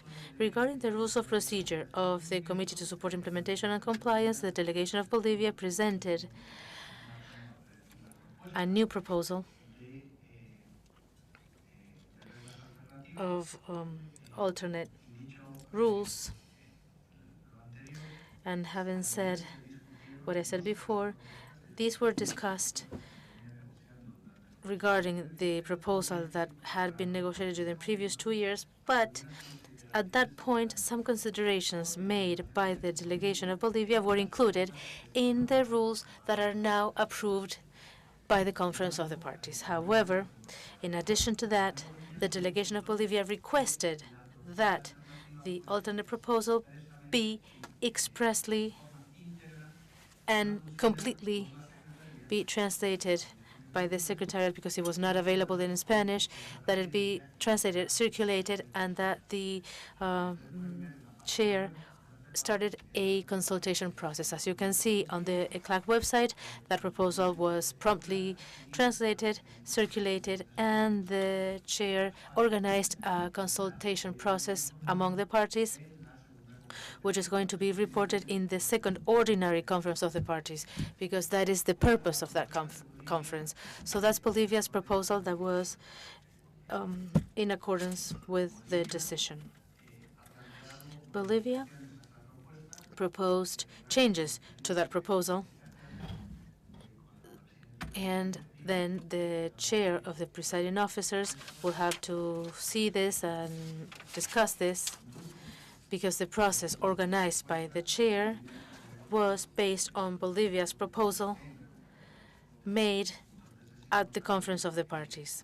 Therefore, it is important to follow the process and to try to discuss not on the basis of successive versions, because this confuses the parties. But in any case, let me tell you that the chair, that this was actually translated, that the chair distributed that. We requested comments from the delegations, and this is going to be reported during the third Conference of the Parties. That would be the second ordinary Conference of the Parties. And the Secretariat is, of course, open to have meetings with the delegation of Bolivia to see if they want to ask for any other socialization mechanisms. And also, we would like to invite the delegation of Bolivia to be in touch with the different parties to generate the relevant consensus to include any point in future Conference of the Parties.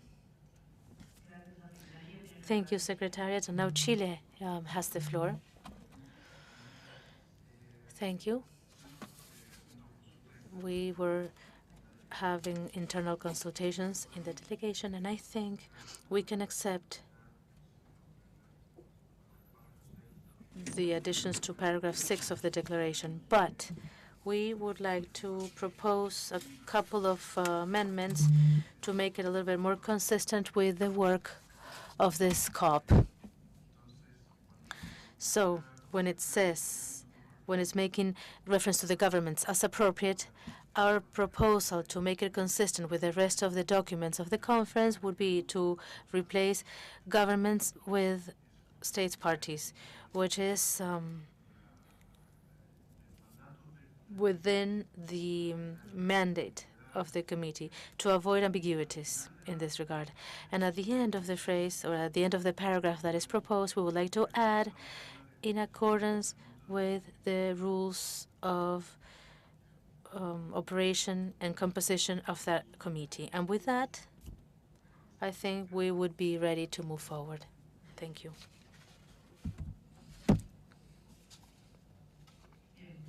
Okay, thank you. So in connection with the political declaration, I think we've solved all the items, right? Yes? Yes. If Chile's proposal, I think, is a proposal that improves the language because there are countries that are not parties. And so I think that's very good because it also makes reference to the rules. And of course, the rules can be amended by the parties. And so therefore, I think that gives a perfect closing to this paragraph if the rest of the parties agrees. Are there any objections? Okay, if there are no objections, then we have a political declaration. Okay, we have a representative of the public.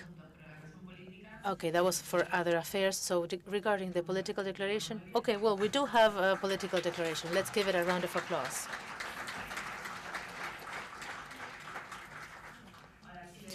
Now I'd like to give the floor to the representative of the public regarding other matters. Thank you, Madam Chair. The representative of the public want to respectfully address the parties to consider including the gender plan in the agenda of the next COP. We would like to include this in the report of this meeting.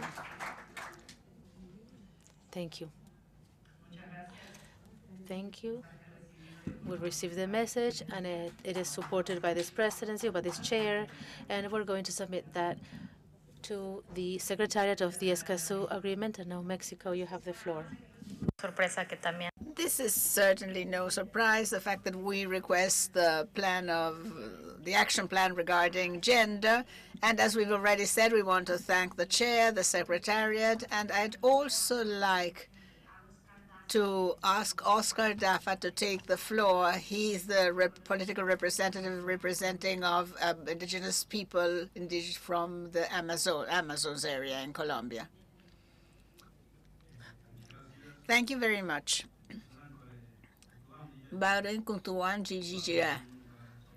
This is the original language of these people. Good afternoon, all of you present, delegates from the states parties, brothers and sisters of Aboriginous people, and all of those who are present here today. As the Mexican delegate has already said so, I am of the Corongua people of the Colombian Amazons. And on behalf of the Mother Amazons, the Aboriginous people in the Amazons Basin want to reiterate what we've promoted for quite some time. And now I will address in this respect about a forecast carried out by the organizations and FIET, the National Association of Aboriginous People in Colombia, and based on the work done with the program of Aboriginous Defenders of the Amazons Basin, we've promoted and want to keep on promoting the participation of Aboriginous people. And thus, the Aboriginous people of the Amazons, we've fostered a proposal to strengthen such participation by designing and implementing a mechanism for participation focusing on intercultural values, which is a project of making decisions about an effective participation of the Aboriginous people in the COP processes. Many of you know this proposal, how we've proposed it in COP1, and now we want to reiterate the need to guarantee a mechanism for participation with an intercultural approach and focus. And thus, we've put on the table this proposal on behalf of the Aboriginous people to be embraced by the states parties and included in the agenda at the next COP3 of the Escazú Agreement. This will be a regular, ordinary meeting. We have our own cosmovision, interconnecting spirituality, our culture, life, the right words said: autonomy, territory, and our own governance. It is important for our voices and wisdom to find their own place, a different place, availing ourselves of participation, an intercultural approach that will help us channel our participation and proposals, just as this is indispensable if we want to meet the very spirit of the Escazú Agreement, in particular Article 7, as well as the international standards for human rights. We've already sent this formally, this commitment to ECLAC, and now we do expect the Secretariat and you, as states parties, to do something so that our proposal is not just black and white. We want it to be translated and distributed to all the states parties, to be included in the agenda of the next ordinary COP, and to be adopted next year. Thank you very much. Again, the language of the Aboriginous people. Thank you, Oscar. Colombia now. Thank you, President. Thank you, Chair. Carlos Alpaisano from Colombia. As the delegation of Colombia, as a part of a research institute, we want to draw your attention, the attention of the states parties and the observer states, to include in the next COP the importance of scientific counseling upon implementing the agreement.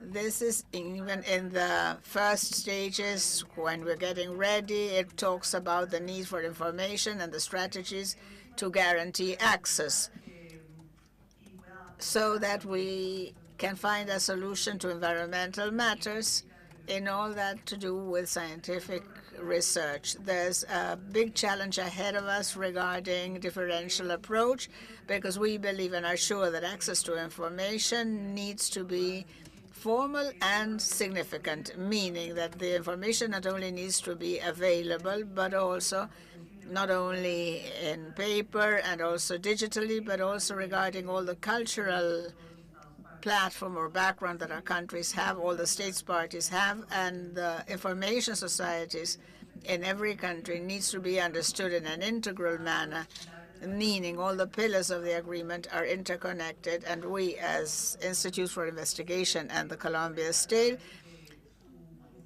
undertake through the Ministry for the Environment to work intersectorally to guarantee the information regarding the decisions made by all the inhabitants of the territory, even those that cannot access digital means. The challenge is big, and that's why we invite the states to consider scientific counseling as a fundamental part in the implementation of the agreement. Thank you, Colombia. St. Lucia. Madam Chair, I thought that perhaps we might consider, because at the first COP, it was the intention of countries to raise the possibility of a Friends of Escazú, and I know we don't have the time here to do it, but perhaps whether the chair can consider whether we could put this down as an item, an agenda item for our next ordinary meeting of the Conference of Parties. An organization or grouping referred to as Friends of Escazú. Of course, the terms of reference and everything we could make available to you before the next conference. Thank you. Thank you, St. Lucia. Tiene la palabra Brasil. Brazil. Thank you very much, Madam Chair. I would like initially to reinforce the commitment of the Brazilian government that we will be ratifying the Escazú Agreement, whose pillars are social participation, the protection of the environment, and the defense of social and human rights, and transparency are all values that are very important for the Brazilian people. The participation of the Minister for the Environment and Climate Change from Brazil, Mrs. Marina Silva, at the opening ceremony of COP2 is an icon in itself, showing the commitment of the Brazilian government to ratify the agreement. For the next COP, Brazil now as an observer state, and I do hope that the next time would be a states party, one of them. The suggestion we got from civil society in Brazil is that upon implementing the agreement, we need to consider Portuguese for the implementation. I know it is not one of the languages of the agreement, but we do hope it will be taken into consideration for the implementation. Thank you, Brazil. Chile? Thank you very much. Based on some proposals of a new agenda that we believe are very good, actually. And we would like to get to know this more in detail, finding out how to implement all this. So I would ask the Secretariat if you could tell us how we're going to do to build upon the agenda for the ordinary COP meeting next year. That perhaps would give all the parties that put forward additional agendas, those that have a mandate regarding the decisions adopted in previous COP, would mean clarity as to that presentation of new items in the agenda. We imagine that the regular UN procedure will be operative, meaning that the Secretariat has a certain time provided for to submit a provisional agenda, and a few months or weeks before the COP, at a certain date, or at any time actually, the states parties can render in writing to the Secretariat an additional agenda. Of course, using that opportunity to explain the scope and the type of decision everybody expects to reach. But I would like the Secretariat to clarify the procedure to be able to channel all these ideas that, as I say, look very good. Secretariat, would you take the floor, please? Thank you, Chile.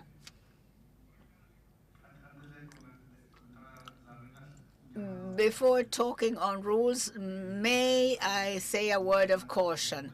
There's been a lot of demands, all of them very interesting, but remember that the agreement is still being built, and thus to open up a lot of issues might be distracting as to the several issues that need to be solved in the next Conference of the Parties. There's something that needs to be solved at the new Conference of the Parties, which won't be as simple as we would like, because it was adopted in a decision of the previous ordinary Conference of the Party, and this is the action plan on defenders on human rights in environmental matters.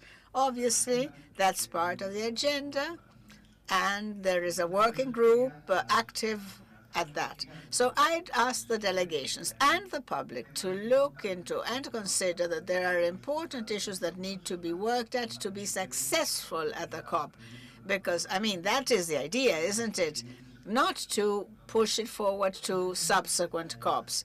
So, because the COP made this decision, and because of another COP decision, we have to produce a report and analyze the proposal that Bolivia made and all the comments about that.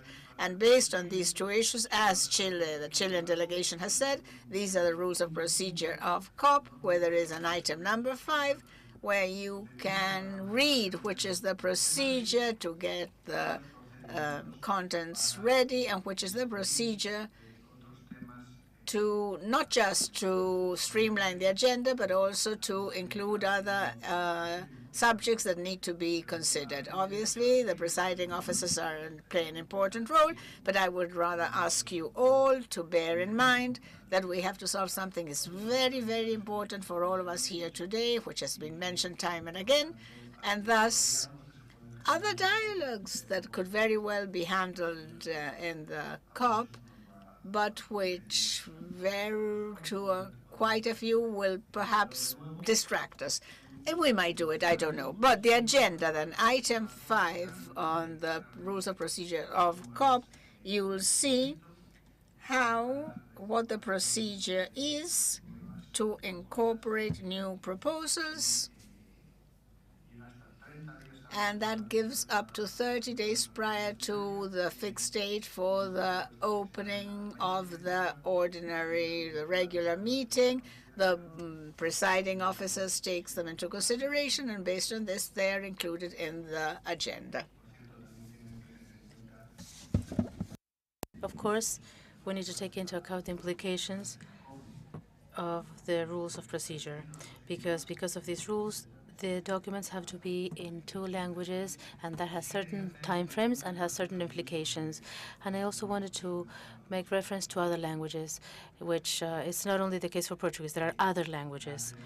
The delegations are perfectly free, and we encourage them, in fact, to do the appropriate translations of the texts, particularly Portuguese, which is a language that is at the heart of ECLAC. Of course, we translated the agreement, and we translated it also to Quechua with the government of Peru.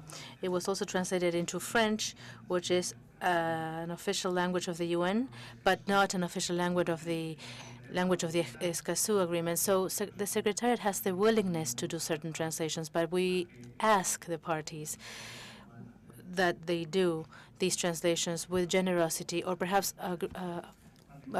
coordinate with us to translate certain essential documents. Le voy a dar la palabra a Santa Lucía. I'm going to give the floor to St. Lucia. Thank you very much, Madam Chair. The Secretariat has already explained the rules, but prior to that, so I'm not really sure if I can raise this at this moment, but prior to your explanation, Mr.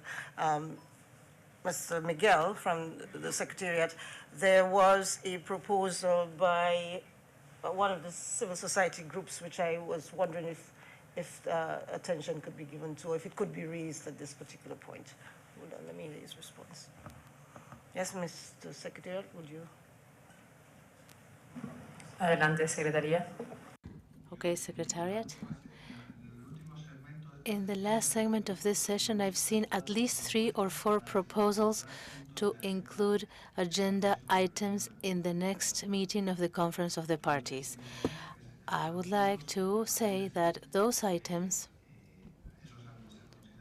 must be considered by the presiding officers to establish the agenda, and of course, please send us those items to the Secretariat for the presiding officers to consider them. But in addition to this, let me remind you that we need to solve the items that are already on the agenda of the next Conference of the Parties, hopefully successfully. And those additional items then, as I said, could be proposed by the parties up to 30 days before. And so other requests, I'd like to remind you that the negotiation process was done in that way. All proposals were welcome. When a party received a proposal or approved a proposal, it would be included. The parties were very generous as to the inclusion of proposals. Well, I shouldn't have said that, actually. But that's how the agenda was created. So this is a conference of the parties, and therefore it has certain important timeframes that we have to comply with, and we should have this in mind, because the proposals have to be sent in due course, because otherwise they cannot be analyzed and they cannot be discussed.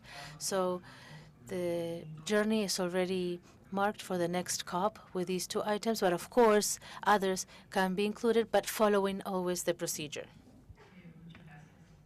Thank you.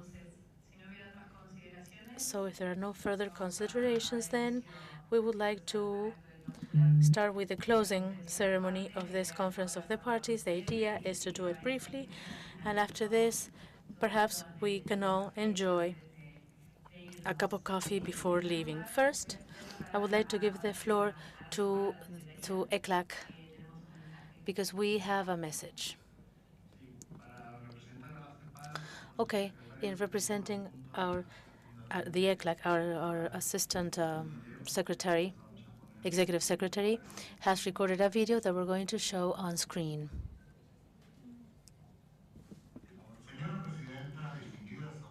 Dear Madam Chair, delegates, dear colleagues, friends,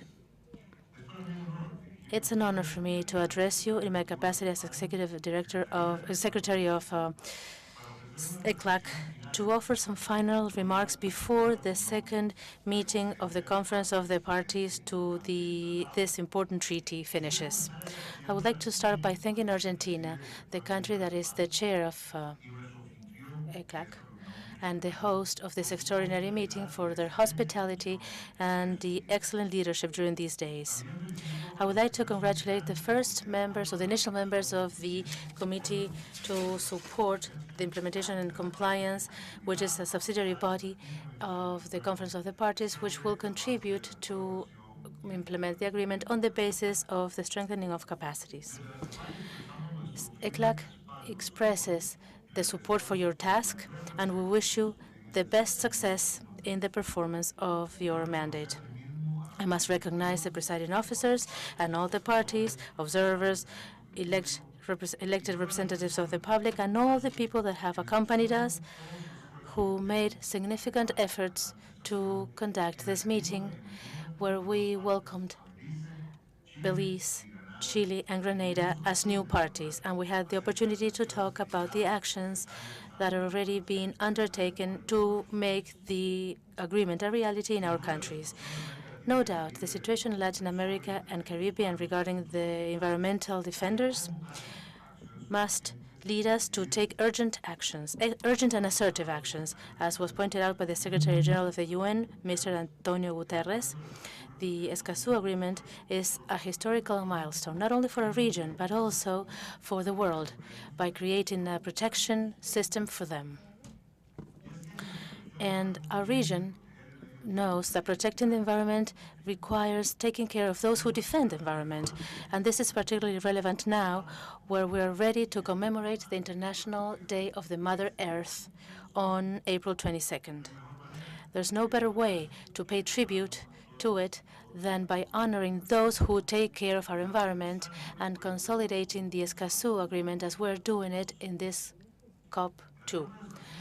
The Escazú Agreement invites us to reflect about the close link between the protection of the environment and the well-being of the people that will allow us to have a more sustainable, inclusive, and comprehensive development by improving access to data and information, and have the participation of all social sectors in decision-making processes regarding environmental matters, particularly those vulnerable groups.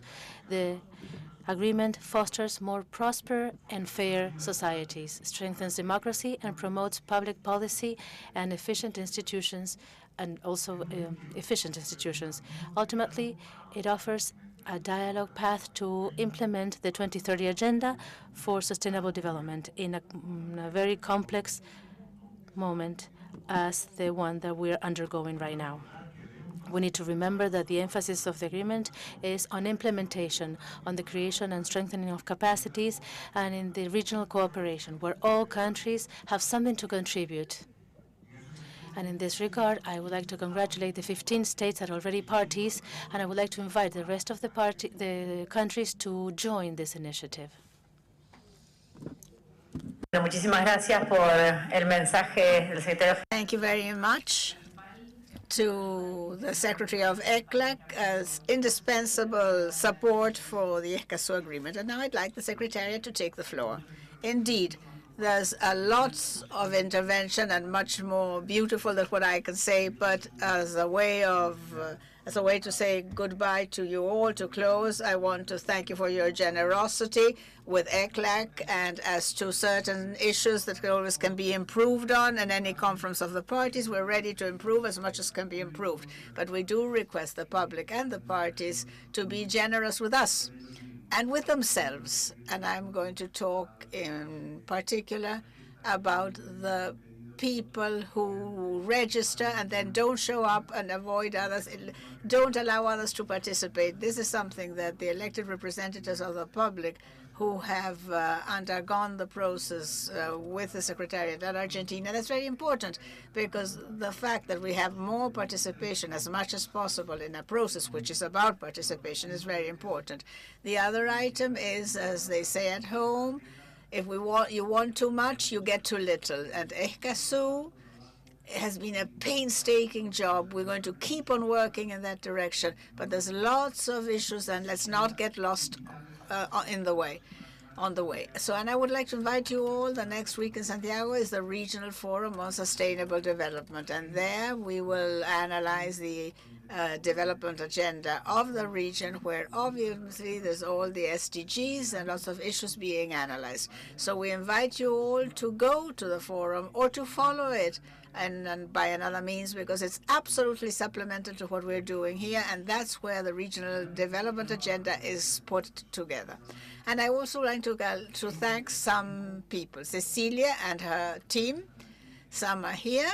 I can see them right now. I won't name them all because I'm sure to leave somebody out, and I'm pretty sure there were so many of them, but in particular with whom I've interacted more, that I really want to thank Jessica, who's present, Fernanda, and Florencia. Florencia over there, she was somewhere over there. It's been a pleasure to work with them. It's been a pleasure to work with the Foreign Office team. We've had certain issues with visas, and they were so efficient at solving and sorting that out. So, Corina and the team, thanks a lot.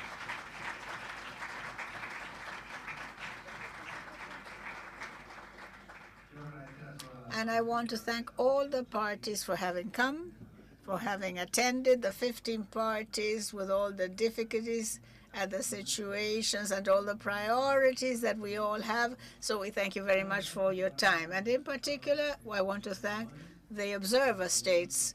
We want them to be a party, and there's always been observers who afterwards became a party. So Colombia, Costa Rica, and Haiti, that have come from so far away, and which besides is another country that doesn't speak the two languages of the conference. They speak French. And actually, it's a special word of greetings to Haiti for being here.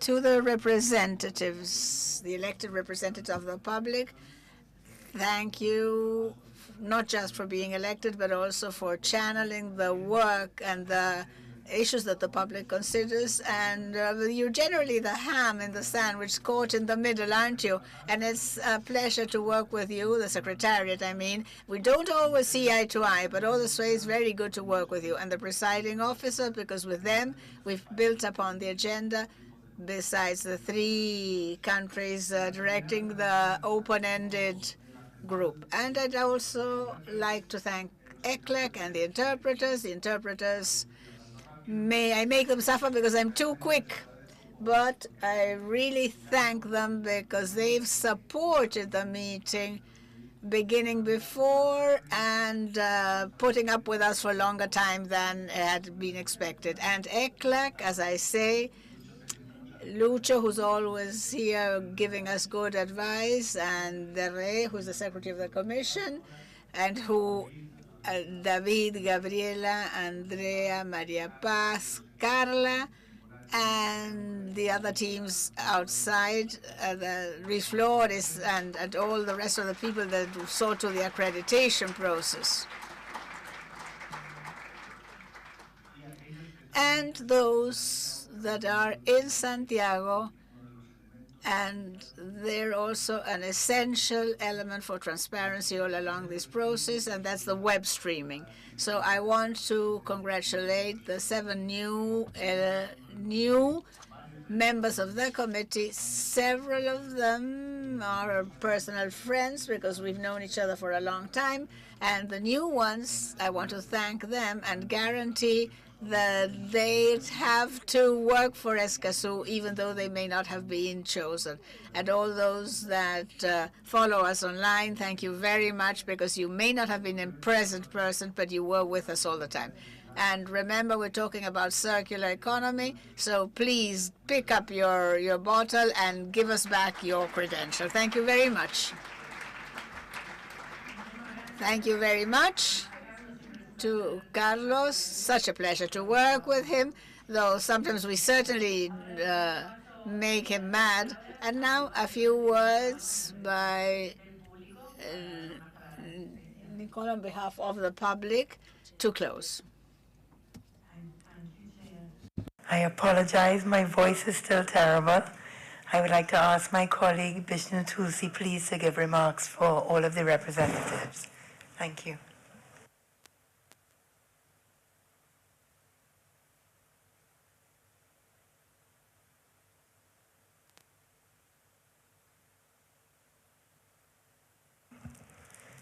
Thanks, Nicole, and I hope I could do justice to this. Madam President, let me begin by thanking the government of Argentina for hosting this second meeting of the Conference of the Parties to the Escazú Agreement, for the excellent arrangements, and for hosting us in this beautiful city. I also want to thank the Secretariat for the arrangements they have made to host this conference. Everything worked out fine, and we are grateful for the great effort that was put into it. We, the representatives of the public, are also excited that there are 3 new members, and we look forward to that number growing even more when we meet next year in Brazil. No, in Chile. In Chile, sorry. Yeah. Brazil is on our mind. Yeah, I think sorry, I thought I heard that at the reception. Well, we never know. Yeah, okay, Chile.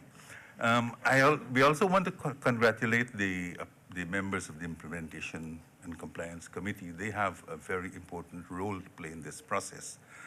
And as we heard during the panel discussion, there are some important takeaways in the context of the work of that committee. Firstly, we noted that most of the cases are brought by the public and victims. And in that context, there is really a need to develop guidelines on how cases or issues are brought before the committee. That has to be clarified so that, and there must be some element of capacity building so that persons who want to bring anything to the attention of the committee will have the capacity to do so and will know how the process works. We also hope that there would be some sort of direct engagement between the committee and with the public so that the transparency that underscores the structure or the architecture of the Escazú Agreement is maintained. And while the committee will be looking at cases where the principle of the agreement is not being upheld, some consideration may need to be given to national periodic reports so that the committee, it's a compliance committee, and it should also reflect and report on those countries that are actually in compliance or are meeting their commitments under the agreement. So some consideration could be given to that type of a mechanism as well. We are really pleased with the milestone reached as far as the plan of action for environmental defenders. We are hoping that the first forum in Ecuador, the outcome of the first forum in Ecuador and the consultation process that was outlined will take us to a successful conclusion, because this is a really important tool in moving the Escazú Agreement forward.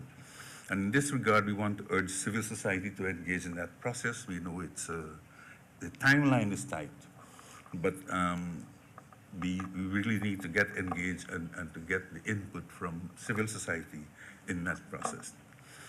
The national roadmaps for implementation is also important, and we want to congratulate those. I think there are 4 countries that are working on their roadmaps. These, we understand, are being developed in collaboration with the public, and we hope that that process continues to ensure inclusion and meaningful participation so that these roadmaps become national documents that are known and can be a tool that is used to hold governments accountable to the public for their commitments under the Escazú Agreement. Excuse me. There was this COP, so there was a great interest and demand from the public, and the Secretariat already mentioned that.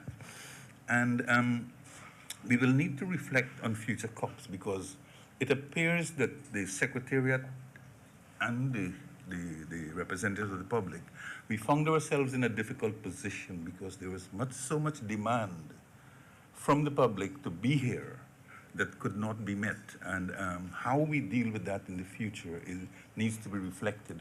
Because, like I said earlier, this agreement is built on the principle of inclusion. And we do not want to begin the process, we're just at the second COP, begin the process with those whom the agreement was designed or constructed to support feel excluded from the process. So some reflection needs to be given on how we could do that so that there is meaningful engagement of the public. Madam President, I want to thank you for allowing the voices this morning. During that session, we heard voices, offers of collaboration, voices of concern, fear, anger, appeals for inclusion. Those are the voices of Escazú. And I believe that one of the metric of the success of Escazú is the extent to which those less and less of those voices are being heard. Because then we would be addressing the concerns, and that, I believe, is where we need to head. In that regard, if I could deviate from your text for a moment, these voices are being heard because of what I believe to be unintended consequences of policies or actions.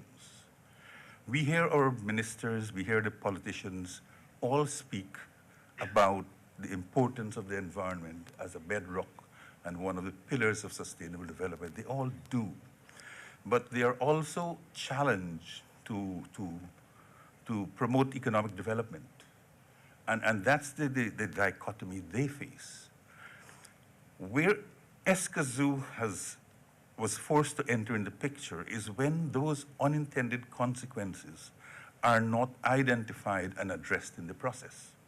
And that cannot happen because civil society has two recourses. One is dialogue, and the other is protest.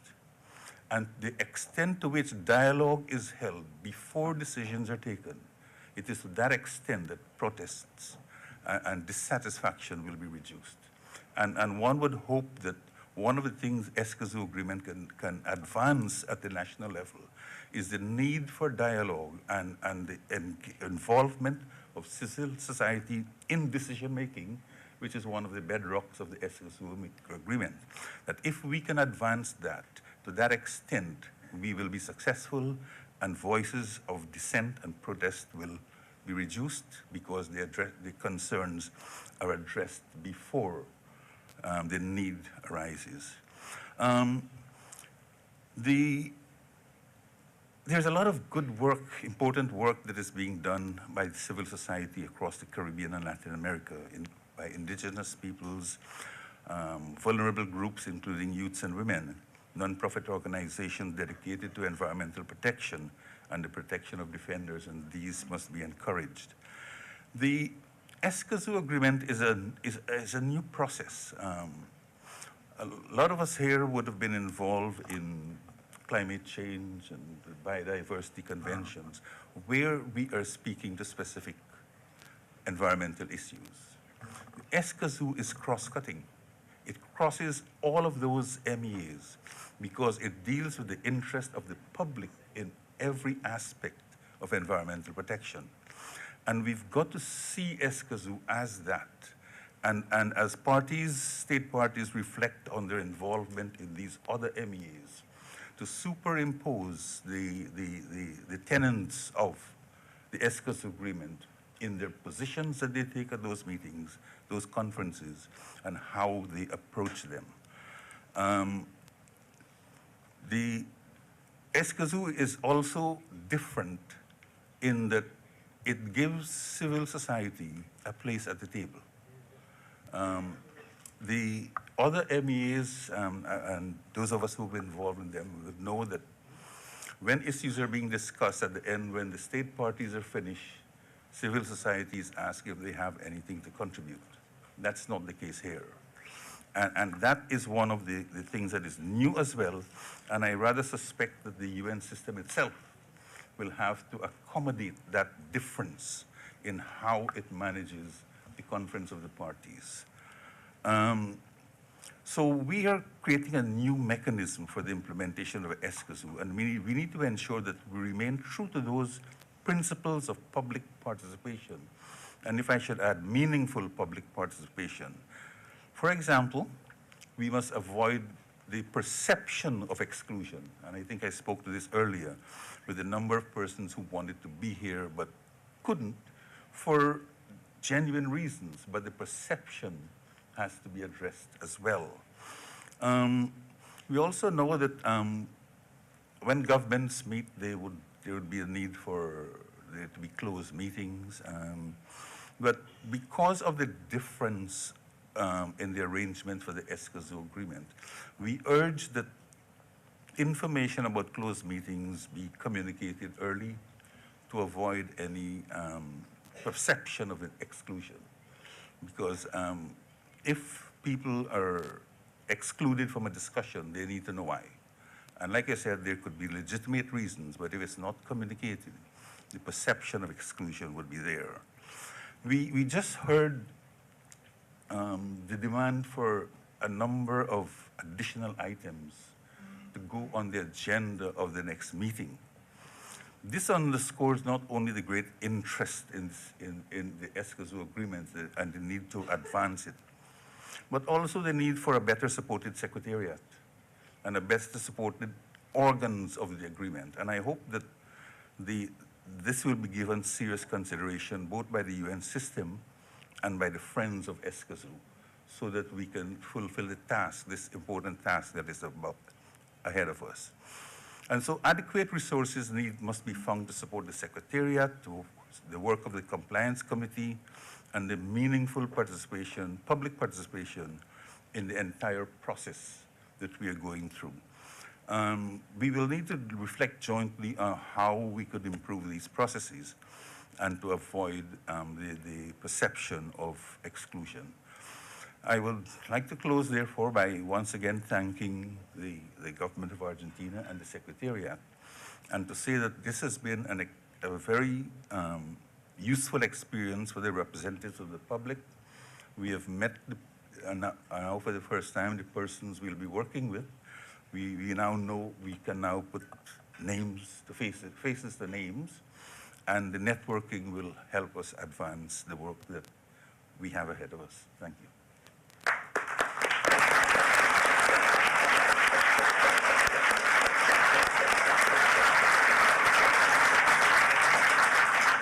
Thank you. Of the public. It's a great pleasure to have you here in the conference and your participation. Bueno, ahora vamos para... And now, to close, we're going to invite Ambassador Pablo Tetamante, who's Secretary of Foreign Affairs of Argentina, our foreign minister or ministry, who has been a strategic partner not only for organizing this conference, but throughout the entire process that Argentina has gone through to become a party to the negotiations to get us where we are at. And I know that the ambassador here was fundamental for all that. So thank you for your presence, and we would like to listen to your words. Thank you. Thank you. Before, I'd like to convey the greetings of the Minister of Foreign Affairs Mr. Santiago Cafiero, who had some commitments that came up and asked me to talk to this conference on his behalf. Madam Chair, representatives of the state parties and signatory parties of the Agreement of Escazú, authorities of ECLAC, observers, the participation of all of you in this international meeting is fundamental to make a reality in a region the objective of inclusive, sustainable development. That is to say, a development that doesn't leave anybody behind, that generates jobs and not poverty, that has social justice. During this conference of the parties, the first 7 initial members of the Committee of Implementation and Compliance were elected, which is a mechanism that is essential to implement the agreement. Argentina is fully aware of the importance of this agreement in the environmental area, and also highlights the importance regarding the protection of rights and public participation, 2 essential conditions of democracy. That's why Argentina was involved from the very beginning in the negotiations that ended up in the adoption of the agreement. We were part of the first presiding officers. We were the host of the 7th negotiation committee, and that's why we offered to organize this and to host this meeting under the leadership of the Cecilia Nicolini, who's the chair of the Conference of the Parties. The Escazú Agreement is key to implement full implementation in Latin America and the Caribbean of many essential rights: access to environmental information, the right to participate democratically in decision-making processes regarding environmental matters, the access to reach justice, to access justice, right to freedom, right to the safety of human rights defenders in connection with the environment, and the obligation to cooperate regionally in this environment, in this topic. The capacity is one of the phases of climate change. History shows how opacity is combined with lack of information. Climate change is an obstacle for its implementation, and sometimes the timeframes are so short that makes the implementation different. That's why information goes beyond transparency, and it's necessary to make decisions. Active transparency must be part of the peoples if we want sustainable development and if we don't want just formulaic phrases. The role of the committee that was just elected is extremely important for our region. We're talking about a region that is considered to be one of the most dangerous ones to or for the environmental defenders. Last year, the action plan of the PPT of ECLAC included activities to strengthen the regional position in negotiations regarding climate change in a framework, in a fair transition framework. With the perspective, the Declaration of Buenos Aires of the 7th Summit of ECLAC includes a chapter regarding environmental cooperation, and it addresses challenges that demand efforts from all of our countries, such as the reduction of the effects of climate change, the preservation of biodiversity, and the negotiation of an international treaty about plastic contamination. In accordance with the defense of these principles, we supported Resolution 4813 of the UN Security Council that recognizes the human right to have a healthy and sustainable environment, and the Charter, or the Ibero-American Charter, that reinforces this right. In a year like today, like this one, where we are commemorating the 40 years of democracy in Argentina, in a year where still we're building human rights, this is extremely important. For Argentina, the role of women and girls in the defense of the environment is essential, particularly in the fight against climate change. Even though they're mainly affected by environmental challenges and have taken care of care obligations, women have less possibilities or fewer possibilities to have access to information and participate politically, and to have access to justice due to environmental matters. The Escazú Agreement seeks to protect particularly the girls and women that defend the environmental cause. Precisely because of this, during the morning we announced the initiative Let's Get Up Humanity that is fostered together with Mexico, with the support of many countries in the region and with the technical assistance of ECLAC, UN Women, the UN Program for the Environment. And this initiative is intended to strengthen and promote and protect, from a feminist perspective and human rights perspective, the action of environmental defenders as to carry out joint action through an action plan that includes a campaign to foster the accession to the Escazú Agreement by those countries that haven't done so. Madam Chair, the Escazú Agreement is a pioneer to promote participation in environmental matters, and I'm convinced that these challenges must be addressed, including all the stakeholders, in particular the voice of the youth, which is indispensable to build an environmental perspective. We celebrate that they have a proactive attitude given these challenges by contributing specific actions and ideas, and that the Escazú Agreement can resonate so that we can amplify their claim of having sustainable development. The youth or young people have to understand that they are the engine to move forward, and they are the main characters in an environmental transformation that we need, because the challenge is not a future challenge, it's a current challenge. To conclude, allow me to please express the satisfaction of my country for the organization of this meeting, the entry into effect of the committee as an essential mechanism to comply with objectives of the 2030 agenda, to be able to live in a healthy and secure world. Thank you.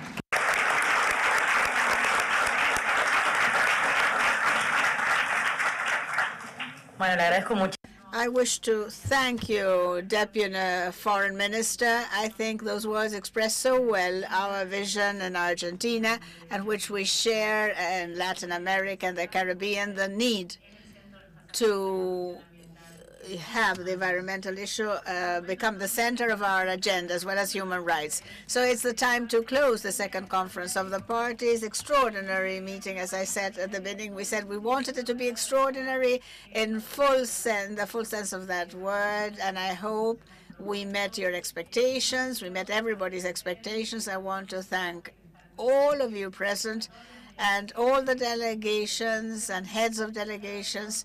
Each and every one of us have so many responsibilities and duties, and you in your different countries. The fact that you've used your time to come here to spend these days with us, which were painstaking efforts to meet the commitment of all the countries with the agenda. I also want to thank in particular ECLAC, Carlos, and all the staff, because to work with them, it's a pleasure. It's a deluxe experience. So to have ECLAC as a secretariat to launch this agreement, it's an honor for all of us, and no doubt that is the way ahead of us in the years to come. I also want to thank the presiding officers for all the work done in this preparation. Argentina was certainly not alone, but stood by you and by the presiding officers. Marcelo Cousillas from Uruguay, the chair of the presiding officers, with all the challenges we had to sort out.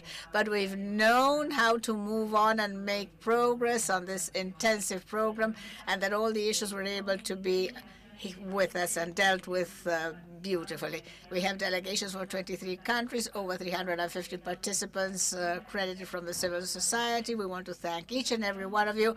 Many of you came on your own from all over the region, and that certainly deserves to be recognized because of your commitment, because of the decision to struggle and fight. As we said when we opened the conference on Wednesday, the claims filed, as Vishnu said, the fact that we can hold open discussions, open debate, the fact that you're ready for us to demand from us, the fact that we want to raise the bar higher at the time of making calls. The state has to make the calls, and that will strengthen the democracies. And of course, I want to thank all my team at the Climate Change Secretariat. Obviously, there's so many of them, but Jessica, Fernanda, Florencia, Jerónimo, Pilar, and so many others.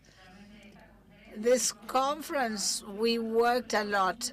but we also put our heart in it. And when you put your heart in something, and when there's love and affection, that's when things show beautifully well. And the Foreign Office, right from the first day when we visited Santiago and were there at the COP, and he said, "What? An extraordinary COP?" Carlos said, but I called Santiago, our foreign minister, and he said, "Go ahead, naturally."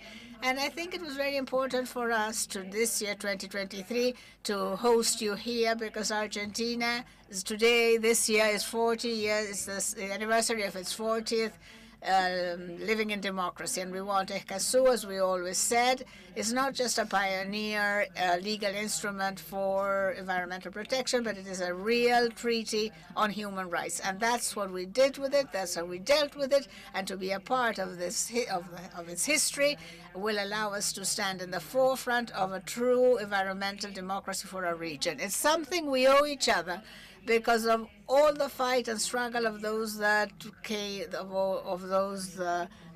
did their stuff before us, and because of all the fights for the environment and all the fights and struggles in the present days, which is absolutely, as we heard today, our moral duty to transform. We paid a lot of attention. It certainly made us sad in other cases, but it all brought up energy to keep on fighting this fight, especially for the future generations, what we have ahead of us, which is why we're here today working at the agreement. So thank you very, very much. Congratulations again to the elected representatives of the Committee for Implementation and Compliance. Wonderful people, all of them, that will stand by us in this program. Safe trip home, those that are leaving and those who are staying. Enjoy this lovely city, our dear country, and we hope to meet again not long from now in Panama at the Forum for Environmental Defenders, and naturally next year at COP3 of Escazú. Thank you very much, everybody.